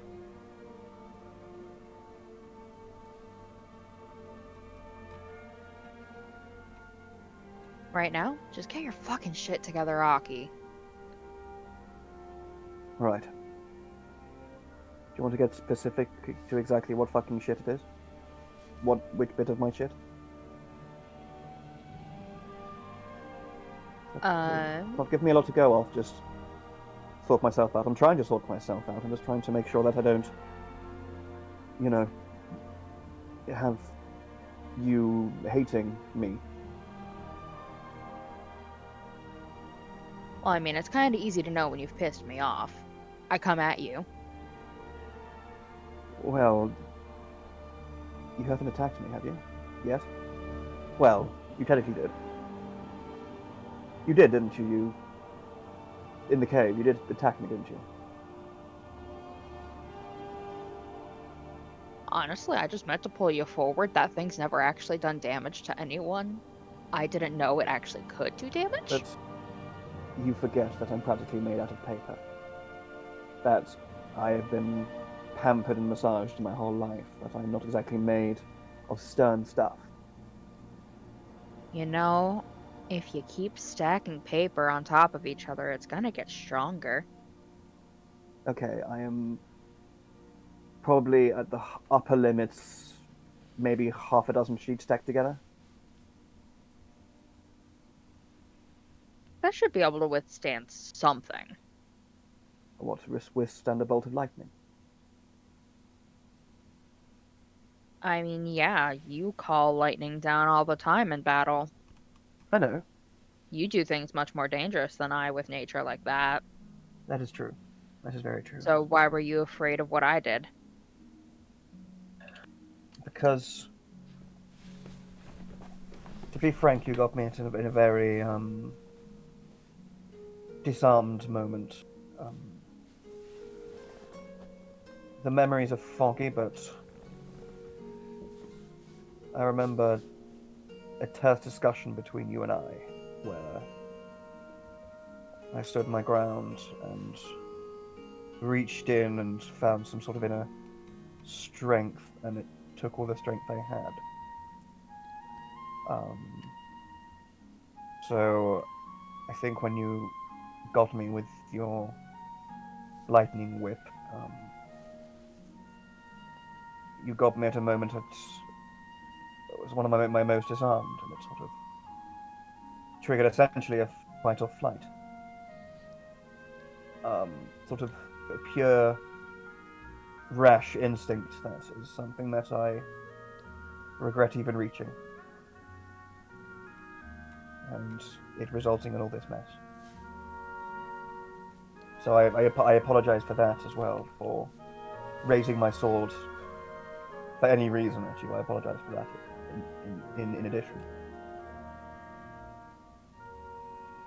Aki, can I quote to you something that my father has once told me? Go ahead. If that's the best you can do, then you should just go and take that sword and slice your own throat. Because it's not good enough. You have to do better. You have to get stronger. I know. And I mean, I still have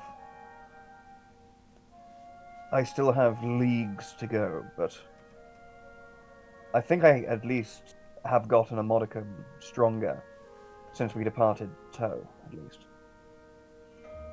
Since the Talaria was founded. I'm on the way. I'm not there yet, I will guarantee. But you must try to believe me, Havelock. I am trying to be a stronger leader, to be more even-headed, to be just a better man. And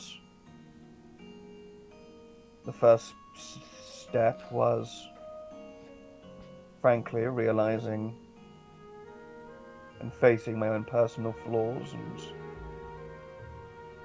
fears and regrets that come up with the way I've treated you. So here I am, trying to become stronger by mending this impasse.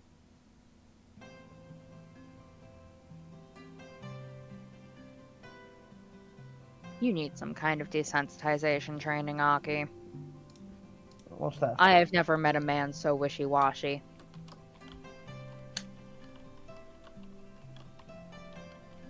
Yes, I'm sorry. I know I speak funny. It's I must say it does come out of nervousness. Almost like a smokescreen of the floweriest language I can think of, hoping that it makes sense to someone and bamboozles those who don't understand it. No, it makes you look like a coward. I mean, you are a coward. In all honesty, you are a fucking coward. Yes, I know. I understand what I am, and I wish to change, but I am not overcome with shame for it. I do understand that I am a coward, yes. So, I ask you again, Havelock, my old friend. How do we make things better? How do I make things better?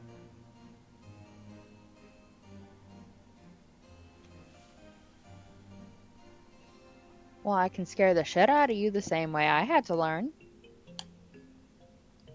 Wait, remind me who your father was again?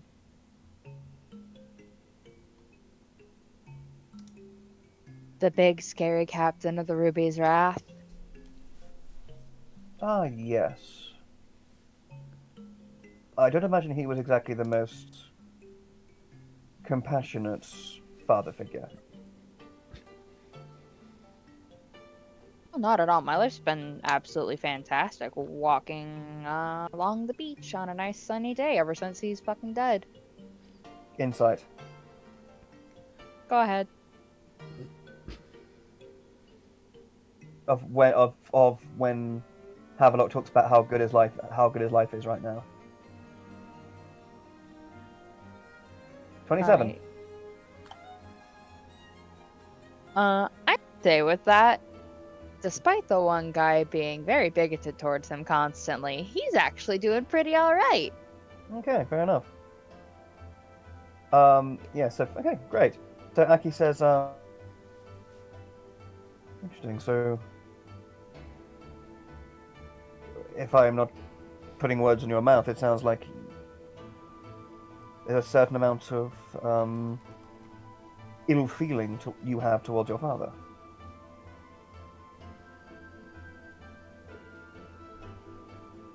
I'm the reason the bastard and the ship is gone. Every single person on that ship, all the crewmates I had, they're dead. You sank the Ruby's Wrath. I've told you this before, Aki. Right. Sorry, I must have forgotten. I'm sorry. I know a few people at the Inventory Trading Syndicate who'd like to shake you by the hand for that. If they want to send a monetary donation my way, I'll happily accept that. That can also be arranged for the bounty for a member of the Ruby's Wrath anyway.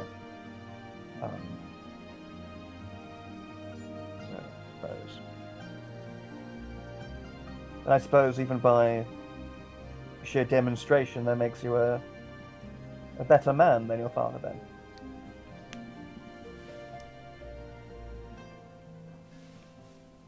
Havelock has the biggest grin you've ever seen on him, and for once, you don't feel it's malicious. Huh, interesting. Okay, that's nice. Speaking of my father, though, I'd like us to embark on a quest. Who's Ed? I'm sorry, repeat that? You said, Ed, I'd like to embark on a quest.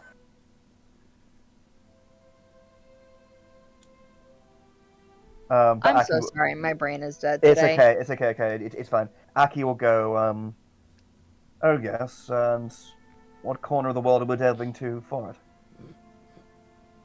I don't know what corner of the world. We're just going southeast through the ocean.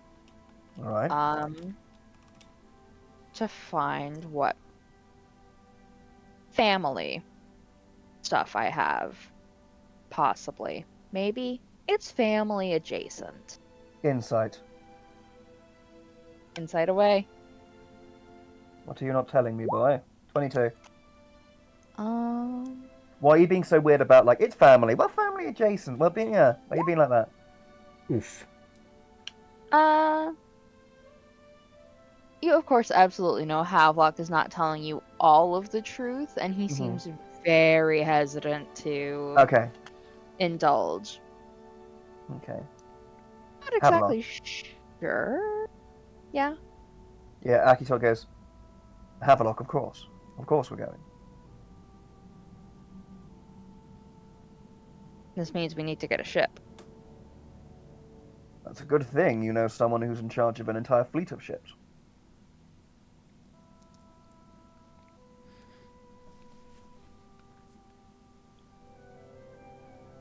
All I'd have to do was just call in some favors at the company, and I could get use of one of our merchant vessels.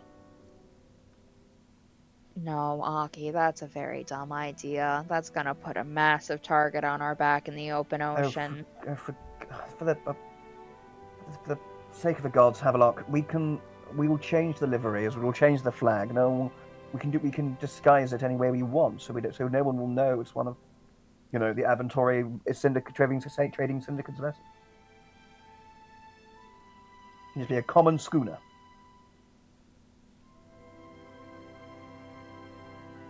Alright, if that's what you think will work. And he just very sadly pats you on the I shoulder. must say, why exactly am I second guessing someone who's lived his entire life on the seas about this? So in that case, good sir, what would you, in terms of aquatic vessel, what would you recommend? Well, we could always just try and do enough odd jobs to purchase our own ship. True, but they. I guess we pool all our resources together. We probably would be able to raise enough money for it. Not a big one, mind, but we don't really need a big one. Doesn't have to be big. We don't have a big crew. That's very And true. we certainly don't have the money to add any more crew on. Yes, good point. Well, I would. Well, have a look. I would love to join you on your quest for your family, sort of family thing. Yeah, kind of sort of family thing. All right. Still, you're a member of the Talaria, just like me, just like Mevela, just like anyone in the group. We stick together. We are a crew after all, through thick and thin.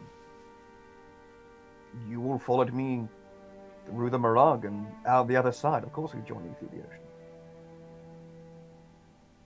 It's actually somewhat disheartening to think that you would sort of doubt our loyalty in that way. What have you ever done to show me that you're loyal to me?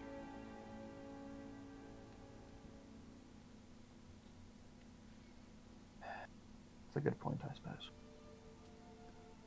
And that's the problem. You've never placed trust in me. And that's the problem, indeed. Yes, I know. It's... I mean, as we've already gone over many a times at this point, you are certainly not a captain. You are certainly not a leader. But leadership is the expectation you set when we signed that contract with you. And even then, you weren't able to fulfill that.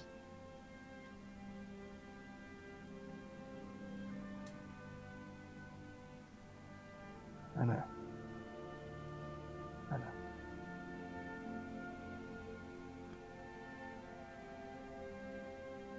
But, as I said, I am fully committing to becoming the man I should be and making amends for my past mistakes. And frankly, one of my biggest ones is my treatment of you. So... I think I know of a good way to start that. Please, tell me. When we get to the port, you can treat me to some seafood. I would love to. Although, I don't... I think Mevelair was talking about how rare and exotic the food is there. So you might have to pick what options we take, but I'll pay for it. You can have as much or as little as you like, or it will all go on the family coffers. Fuck your family. I'm gonna get seafood! Well, they don't run a bordello, so I don't know if you're going to get that far, but...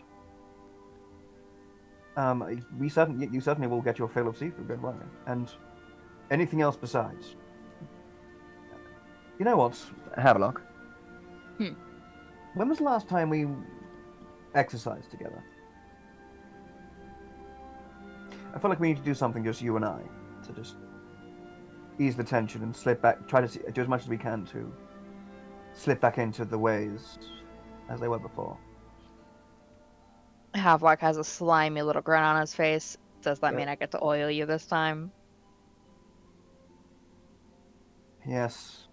Oil me, stick me above a fire, poach me, cook me confit, I don't mind. Whatever you like.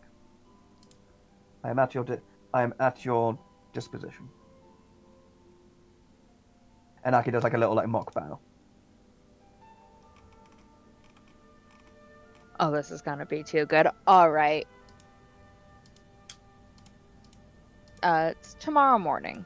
Yes, We can go for a run. capital.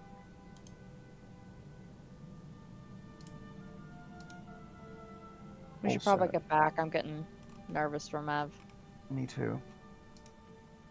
Yes, I worry about her, but you don't need me to tell you that. So, I'm not going to say it's fully water under the bridge, but the beginnings of it passing. And he sticks a hand out.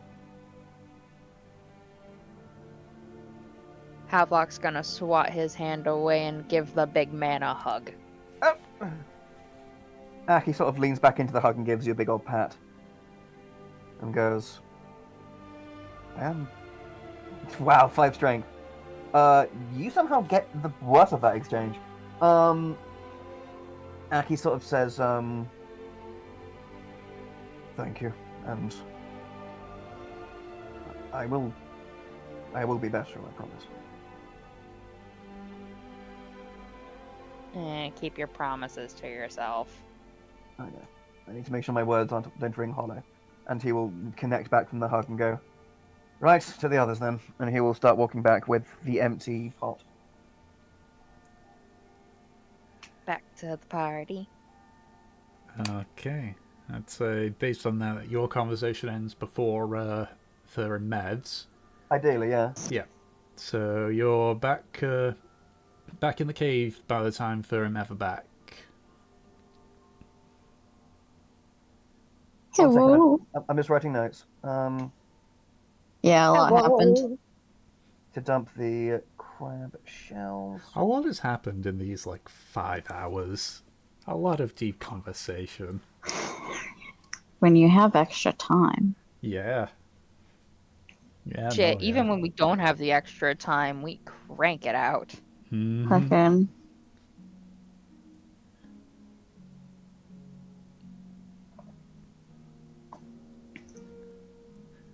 Feels like there's been 4 deep conversations so far? Mm-hmm. 5? Can we see how many we can shove into here? I don't know. I don't know, because the only 2 that haven't really had a deep conversation yet is Killing and Curse, but I don't think they have anything to talk about that's particularly deep, especially since they're both people of few words. Yeah. Aki, so Aki heads back to the camp and sees what people are doing, and he goes and he looks over to Kindling Furs and Co. and says, how are we all doing? How did we find breakfast? It was good, yeah. Never had crab before. Oh, hold on, no. Actually, no. It would just be Kurs and. It would just be Curse and Kindling. Kurs and Kindling. Sorry, yeah. Yeah. Yeah, it says are the girls not back yet? Still talking. We're dead. No. I mean, I wasn't there for it, but how nasty did it get last night between the 2 of them?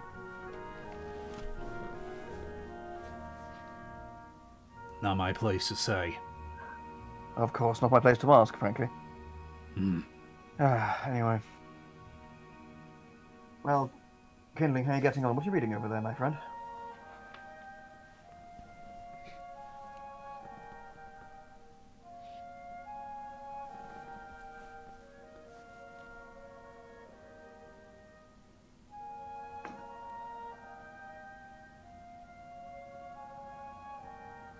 Oh, interesting. The history of what?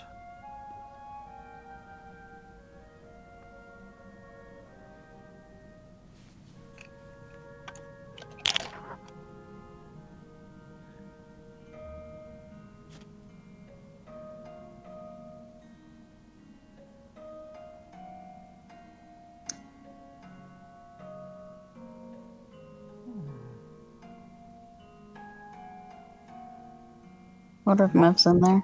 Lost cities and...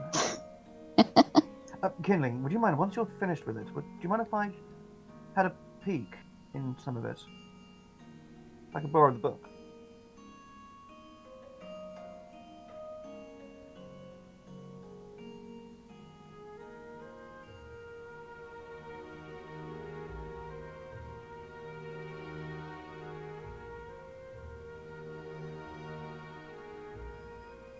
All right, no rush. Don't worry. Take as long or short as you need. If you like, we can do a book swap. I've got a few here as well. So we don't have to be for want of material.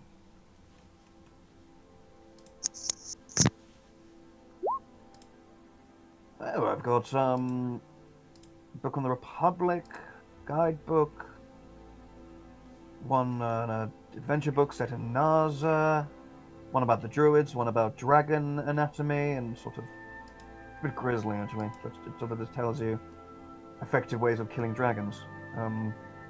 I bought it in case we ever had to dress any wounds and help curs heal.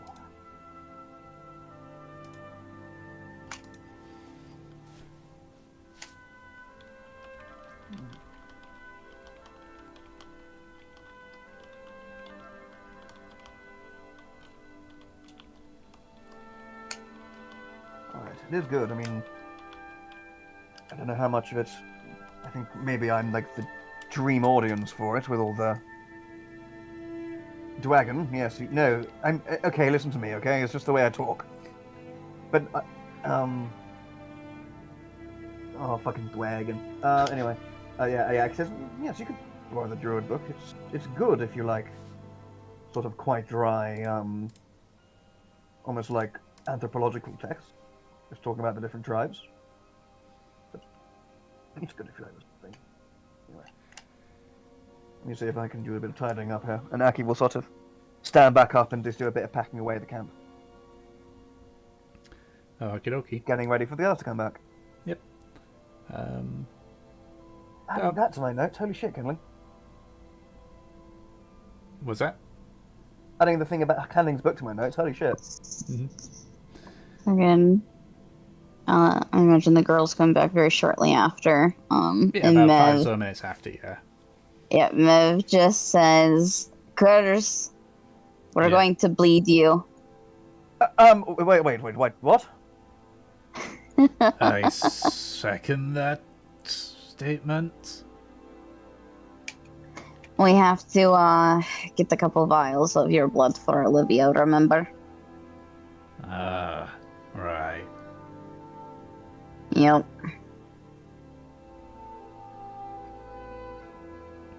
One second. Wait, yeah, access. Wait. If you're looking for ways of getting blood out of him, and hopefully without hurting him, perhaps this might hold the answers, and Aki does pull out a book with the title "The Inner Workings and Weaknesses of Dragons." I mean, we're sort of gonna need either you or Havelock to,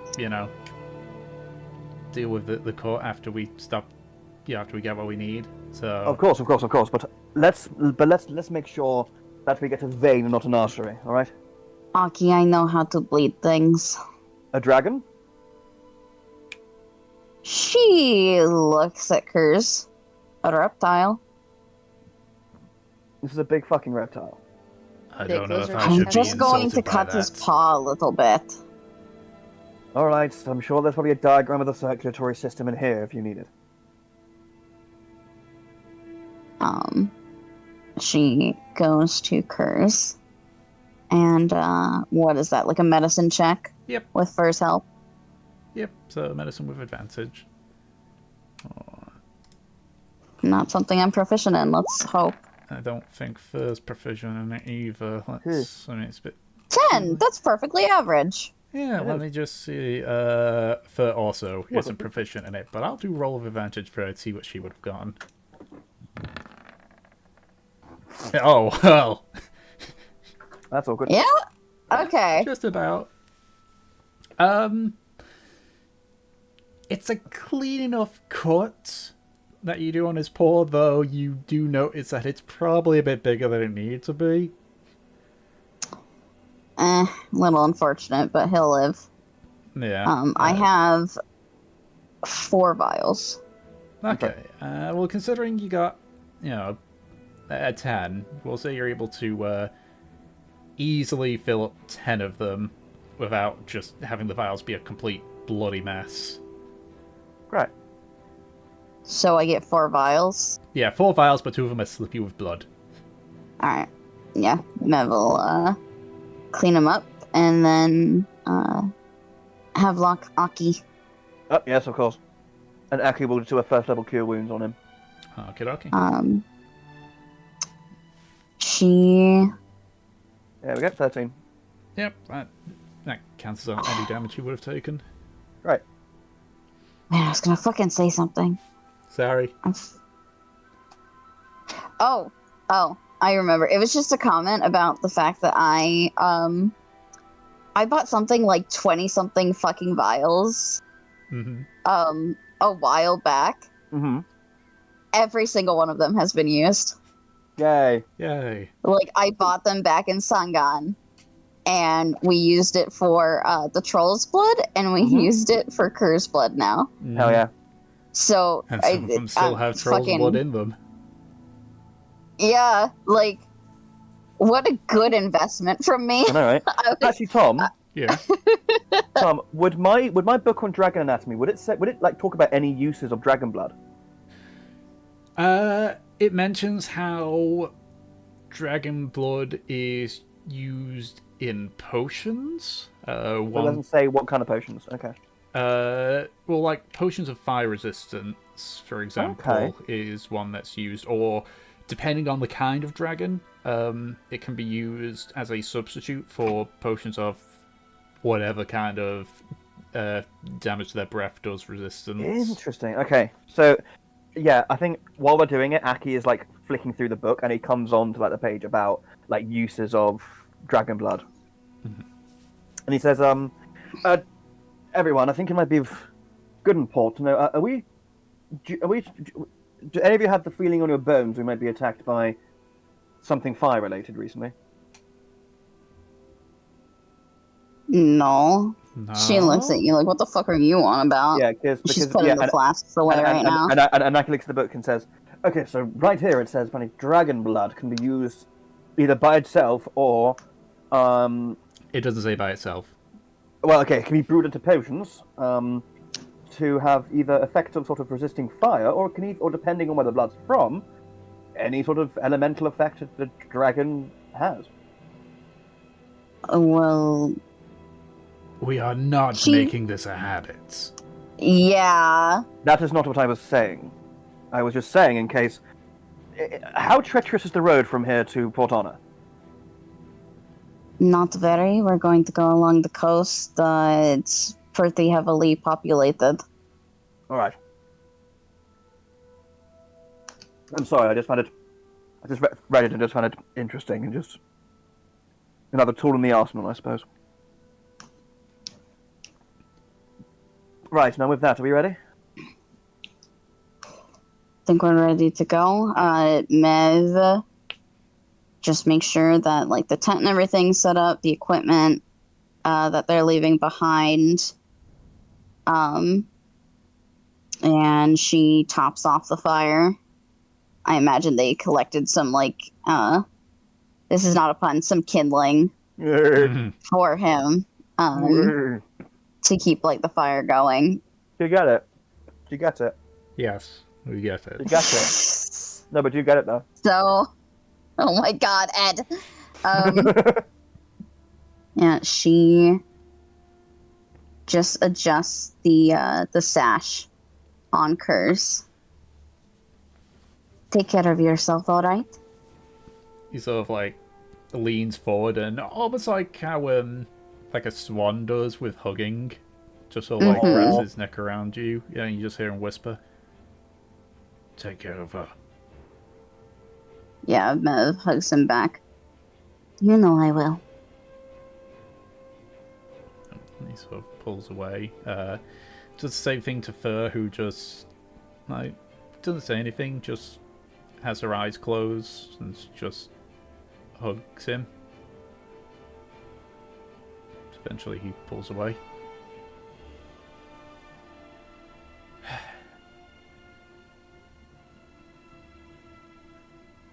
I'll follow to the entrance. All right. Okay. So, you guys head back to the entrance you came in on. There's a bit of a wind blowing through as the skies above are cloudy. But you all get to the entrance. Kerr sort of like stops just a little bit ahead of it as you all begin to make your way eastward towards the city of Port Honor. And Ooh. especially for the more eagle-eyed among you, you sort of watch and you can see that Kurz doesn't move as you all walk away, as it gets I feel really bad. further and further in the distance, to the point where when you can't even see it anymore. So, I know we've got about 20 minutes left, but I want someone to roll a d8 to see if we can continue on for the 20 minutes, or if it'll be better to delay, basically, for next week. Unless, of It course, is Havelock's turn. unless, of course, we want to just call it for now and just see what happens with the roll. What was it, D8? D8. 8. Roll another D8 for me. Fuck. 7. Okay. Havelock, no. What, a high roll's bad on this one? I don't know. That's fine. But he said to roll another, so I was like, ugh. That's always a problem. Okie dokie. pizza. So based on that, we can continue a little bit. Yay! So, while you are following the coast, you do move a little bit away, so you're not just trudging through the sand and everything. Okay. You continue eastward, just sort of keeping an eye out. You do spot at one point, pretty far in the distance, over on the horizon, a ship that's sailing by. Based on the distance, you don't assume it's noticed you or have any real reason to worry about it, but it is something to note. But at least for the morning, nothing seems to happen to you, so I need someone to roll a d8 for the afternoon. Is Kindling. It is Kindling's turn. It's the kitchen staff today. 2. Da-doo-da-doo-da. Okay. I want you to roll me a d4. Those are the spiky ones. Alrighty.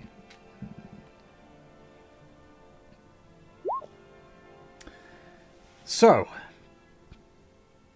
you continue heading onwards.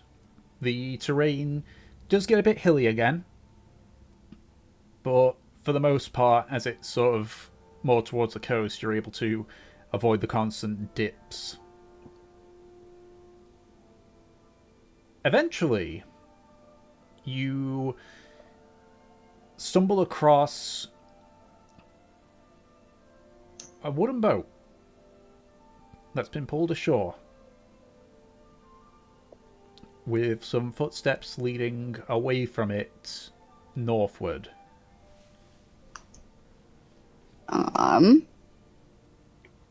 Can we, do perception to see if we can see anyone?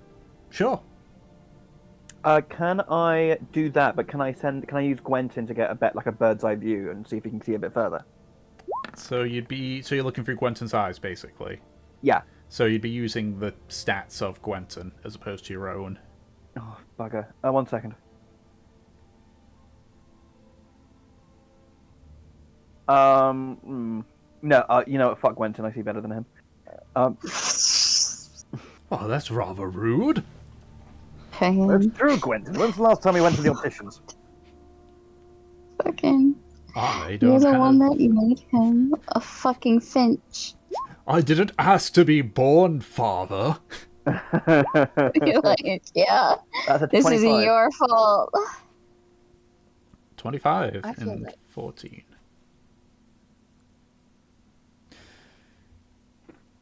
You do see about a mile or so northward, what appears to be some individuals sort of standing around a small area. Just based on the movements, you see them sort of like dip a bit and then, move up again. Aki, with your 25, you can see a little bit more detail on it. They are digging. And there's a crate to the side of them. Yeah, Aki will say, seems we found some amateur archaeologists. Yeah, that's what it is. I mean, what was the last thing we found that we dug up underground? It seemed to be pretty important. She looks at Havelock. Yeah. Aki looked at Havelock as well. I'm sorry, can we repeat why we're looking at Havelock? Because there are people digging into something, and it looks like they're burying it. These are probably other pirates. Or smugglers. So, Mev speaks.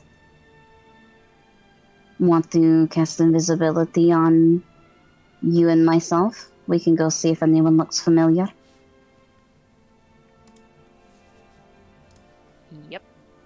Let's go. All right. Invisibility on both of us. If they're going, can I see if they left anything in the boat? Sure. That's investigation, right? Yep. Bing. That's an 8. They left the oars. Ooh! We Guys, I found a boat. With them. Oh my god. The inside of the boat is empty, minus the oars that are just sort of, tucked in on the at the bottom of it. Actually, I think I will use Gwenton for this as well. Can I sit by the boat and then look through Gwenton's eyes as he gets a closer look at the people digging? Sure. So yeah, so you two, when you go invisible, start walking. You see a familiar-looking finch following you, flapping around, and then he finds a perch in a tree above the people digging. Yep, we're gonna sneak along, get as close as we can to get a good look at them. Okay, stealth check with advantage.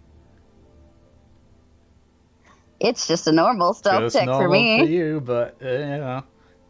So, 0 and a 19. Okay. Can't 0. The average of the group if it's nothing to average out, and it's just 19 for both of us, right? We shall see. 0. How do you even quantify that? You don't, we just take the 19.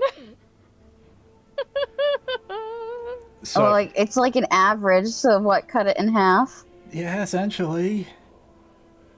Oh my god, Mev. It's You're so fucking clumsy. It's the number plus the number divided by the number of people. So, 19 divided by 2. Okay, but you can't divide 0. No, it would be 19 plus 0, then divide that by 2. Okay, but Peach. Uh-huh. Mev is actively having, man rights woman moment, her breasted boobily. Oh my god. Fuck off. Okay, continue, Tom. Yes, sir, my ass is dummy thick. So, Gwenton, being a bird, is able to get there before you guys. Yo. But yeah, you can see it's a group of 4 individuals, mostly wearing sort of a leather jacket, leather sleeveless jackets and carn undershirts, in various states of disrepair, or one appears to be sort of in tags, whereas a few seem in much higher quality. 2 of them are sort of digging away at a hole while one keeps an eye out. The another is just sitting on top of a wooden crate. given the fact you probably landed real close with Went and Aki, you can hear them. The ones taking are mostly muttering and cursing. There's not any particular conversation outside. You just hear like, "So, when we switching over? We're not. What do you mean we're not? Well, you think we're gonna be digging all the way down to the bottom of Karmora? Well, we're just getting this as deep as we need to and then throwing it in here. All right, fine. Jeez, but by God's my back. Yeah, why don't you take it back and put more into it? Jeez. Havelock and Guys, Mev, they're assholes. We can kill them. you do hear like the tail end of this. As you're sort of walking, Mev, you accidentally like kick a loose stone that sort of goes over the crust of the hill and lands near the lookout. He just sort of like puts his hand on the hilt of his sword and looks around before he says,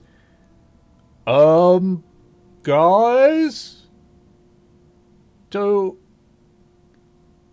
Is there anything small that throws stones? Well, what do you mean? A stone just came flying by. Well, go take a look, why don't you? No. Well, what about... Look, I'm looking after the contraband, but I can take a look around to make sure. Alright? I ain't got tunnel vision. Okay. So, like, he draws his sword and so, like, starts walking in roughly your direction. He's sort of, like, swishing his sword here and there. Go ahead and the two of you make another stealth check. Oh God, do we recognize any of these people? Are these people pirates? Based on how shifty they are, you imagine they're pirates, but they're not ones Okay, you've seen but before. usually they have some sort of insignia on them. No insignia. So. And they're people that we don't recognize? Nope. So they could be small time. They could be new. They could maybe be new. They could be maybe just a group of people that are designed to do shady shit. Okay. All right. Oh God. Havelock, please. I was counting on you. You can't do worse than what you did last time. Yes, we can. It's a 6. But I did another 0.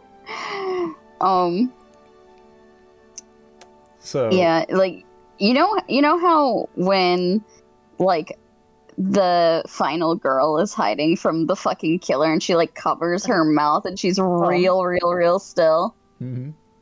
Yeah, that's Bev right now. Can I use Gwenton to cast part of that trace on the two of them? No. We already made our fucking rolls. Yeah, the roll's already been done. Yeah, no, I'm sorry, I just thought about that. Fucking, this is way too late. You should have done that before. So we'll just say pirate for the sake of it. So it's sort of like walking forward. You sort of like move your hand up to cover yourself, and accidentally like nudge Havelock, who takes a step back and just quietly curses. He's like, oh. Boss! Yeah, what? Is this place haunted? No. Oh my God. Fucking Mev summons Valkyr. Like right in front of him? Fucking, I'm thinking because would that count as her doing something? Technically, I'm pretty sure invisibility specifically says you have to do an attack to. Can you just check real quick? Yeah, I'm checking. Anna, can you like bring it up? Yeah, I'm if you checking. just scroll up a little bit. Anything. The spell ends for a target that attacks or casts a spell. Technically, Okay, so Valkyr, it's not a spell. Technically, Valkyr isn't a spell. Yep. Then she fucking summons Valkyr just right in front of the guy, and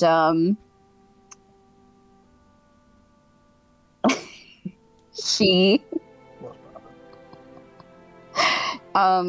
She's gonna have Valkyr speak, and she's also gonna speak in Valkyr's voice in his head. Okay, so you're basically dictating for him to say. Yep.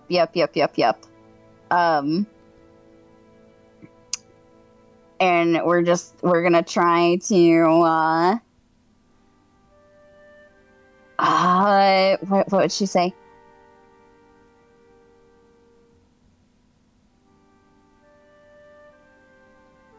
She would say, "Yeah, it's fucking haunted, you idiot. I'm right fucking here."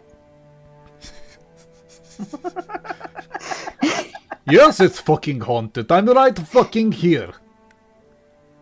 Great. You do hear him mentally say to you, better than me. I was simply going to say boo. Aww. So go ahead then. I assume you're intimidating. Yes. Make an intimidation check with advantage. Because you're playing into this guy's fear. Come on. 20. Oh, that's good. Yeah, he sort of like staggers back, just slashing the sword wildly, not to the point where he can actually hit Valkyr. So like, oh shit, ball, just runs back. The others like stand up and so Joe's like, it's like there's fucking ghost. I assume Valkyr is still standing there. She is going to have Valkyr flicker in and out and like get closer to them as like an intimidation tactic. Okay, make another intimidation with advantage. This is now you're trying to scare the whole group.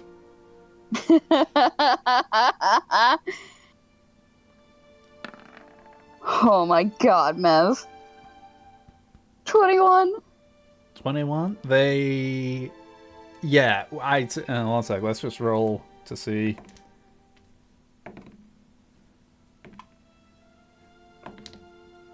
Yeah, no, they all don't hold their nerve. They scarper, leaving, like, they head further northward.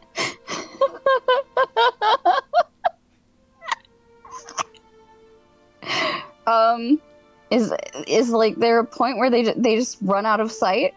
Oh yeah, no, they run into the woods that they're near. Oh man.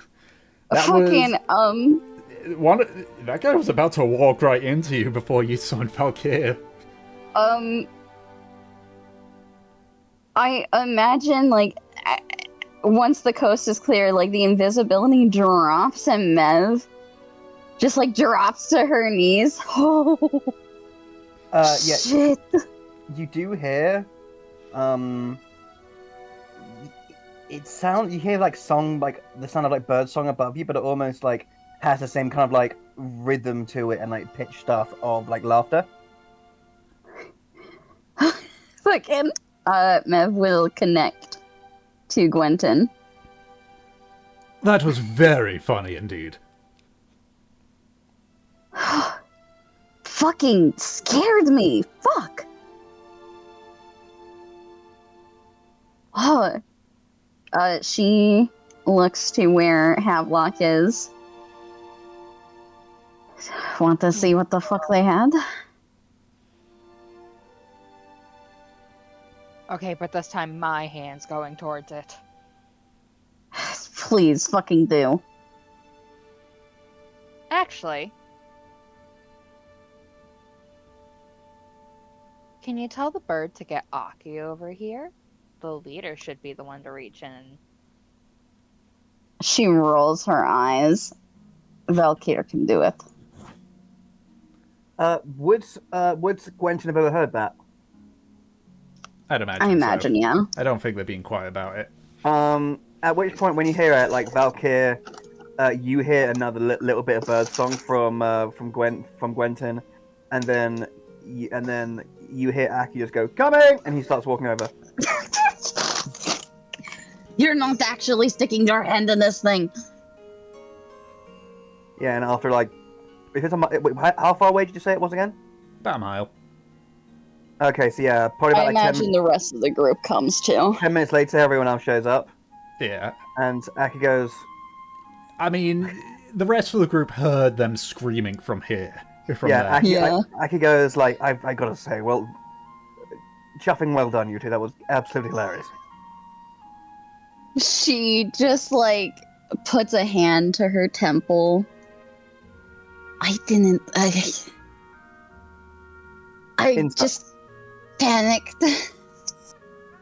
You're gonna incite her? Actually, no, I'm not gonna insult her. It's like, well, you did fantastic under pressure. And Aki will go, Always right. do. All right, cock of the walk. Aki will go over to the chest and say, well, let's see what these idiots were hiding. And Aki the crate will... is nailed shut. Okay. I've got a crowbar. All right. Yeah. Yeah, Aki will reach to get his scimitar, try to wedge it in the side, and then he just sees, oh, crowbar, great, and just puts it away. Yeah. All right. Strength check. Can I help him? Because I also have a hammer. Yeah. All right. You want to just roll like 2 separate strength rolls? Yeah, make 2 separate strength rolls. Who are you talking to? All right. You. Okay, cool. Yeah, I'll Yeah, try to wedge it we're open both with gonna roll my, a strength check. with my scimitar. 12. Yeah. It's not Okay. like it's an ornate like lockbox like the previous one. It's just a typical shipping crate. So it's Does the it's shipping crate have any marks on the side? Any like identifiers? you do see a few markings, but they're very faded. Like, Okay, this is a relatively like weathered box, so you're able to just Okay. pull the lid out. Instantly you hear the sounds of bottles clinking against each other. You sort of open it. You see there is about... Once I just do the math in my head. 24 bottles of some sort of alcohol. Mev looks so fucking thrilled. We are going to get so fucking stupid.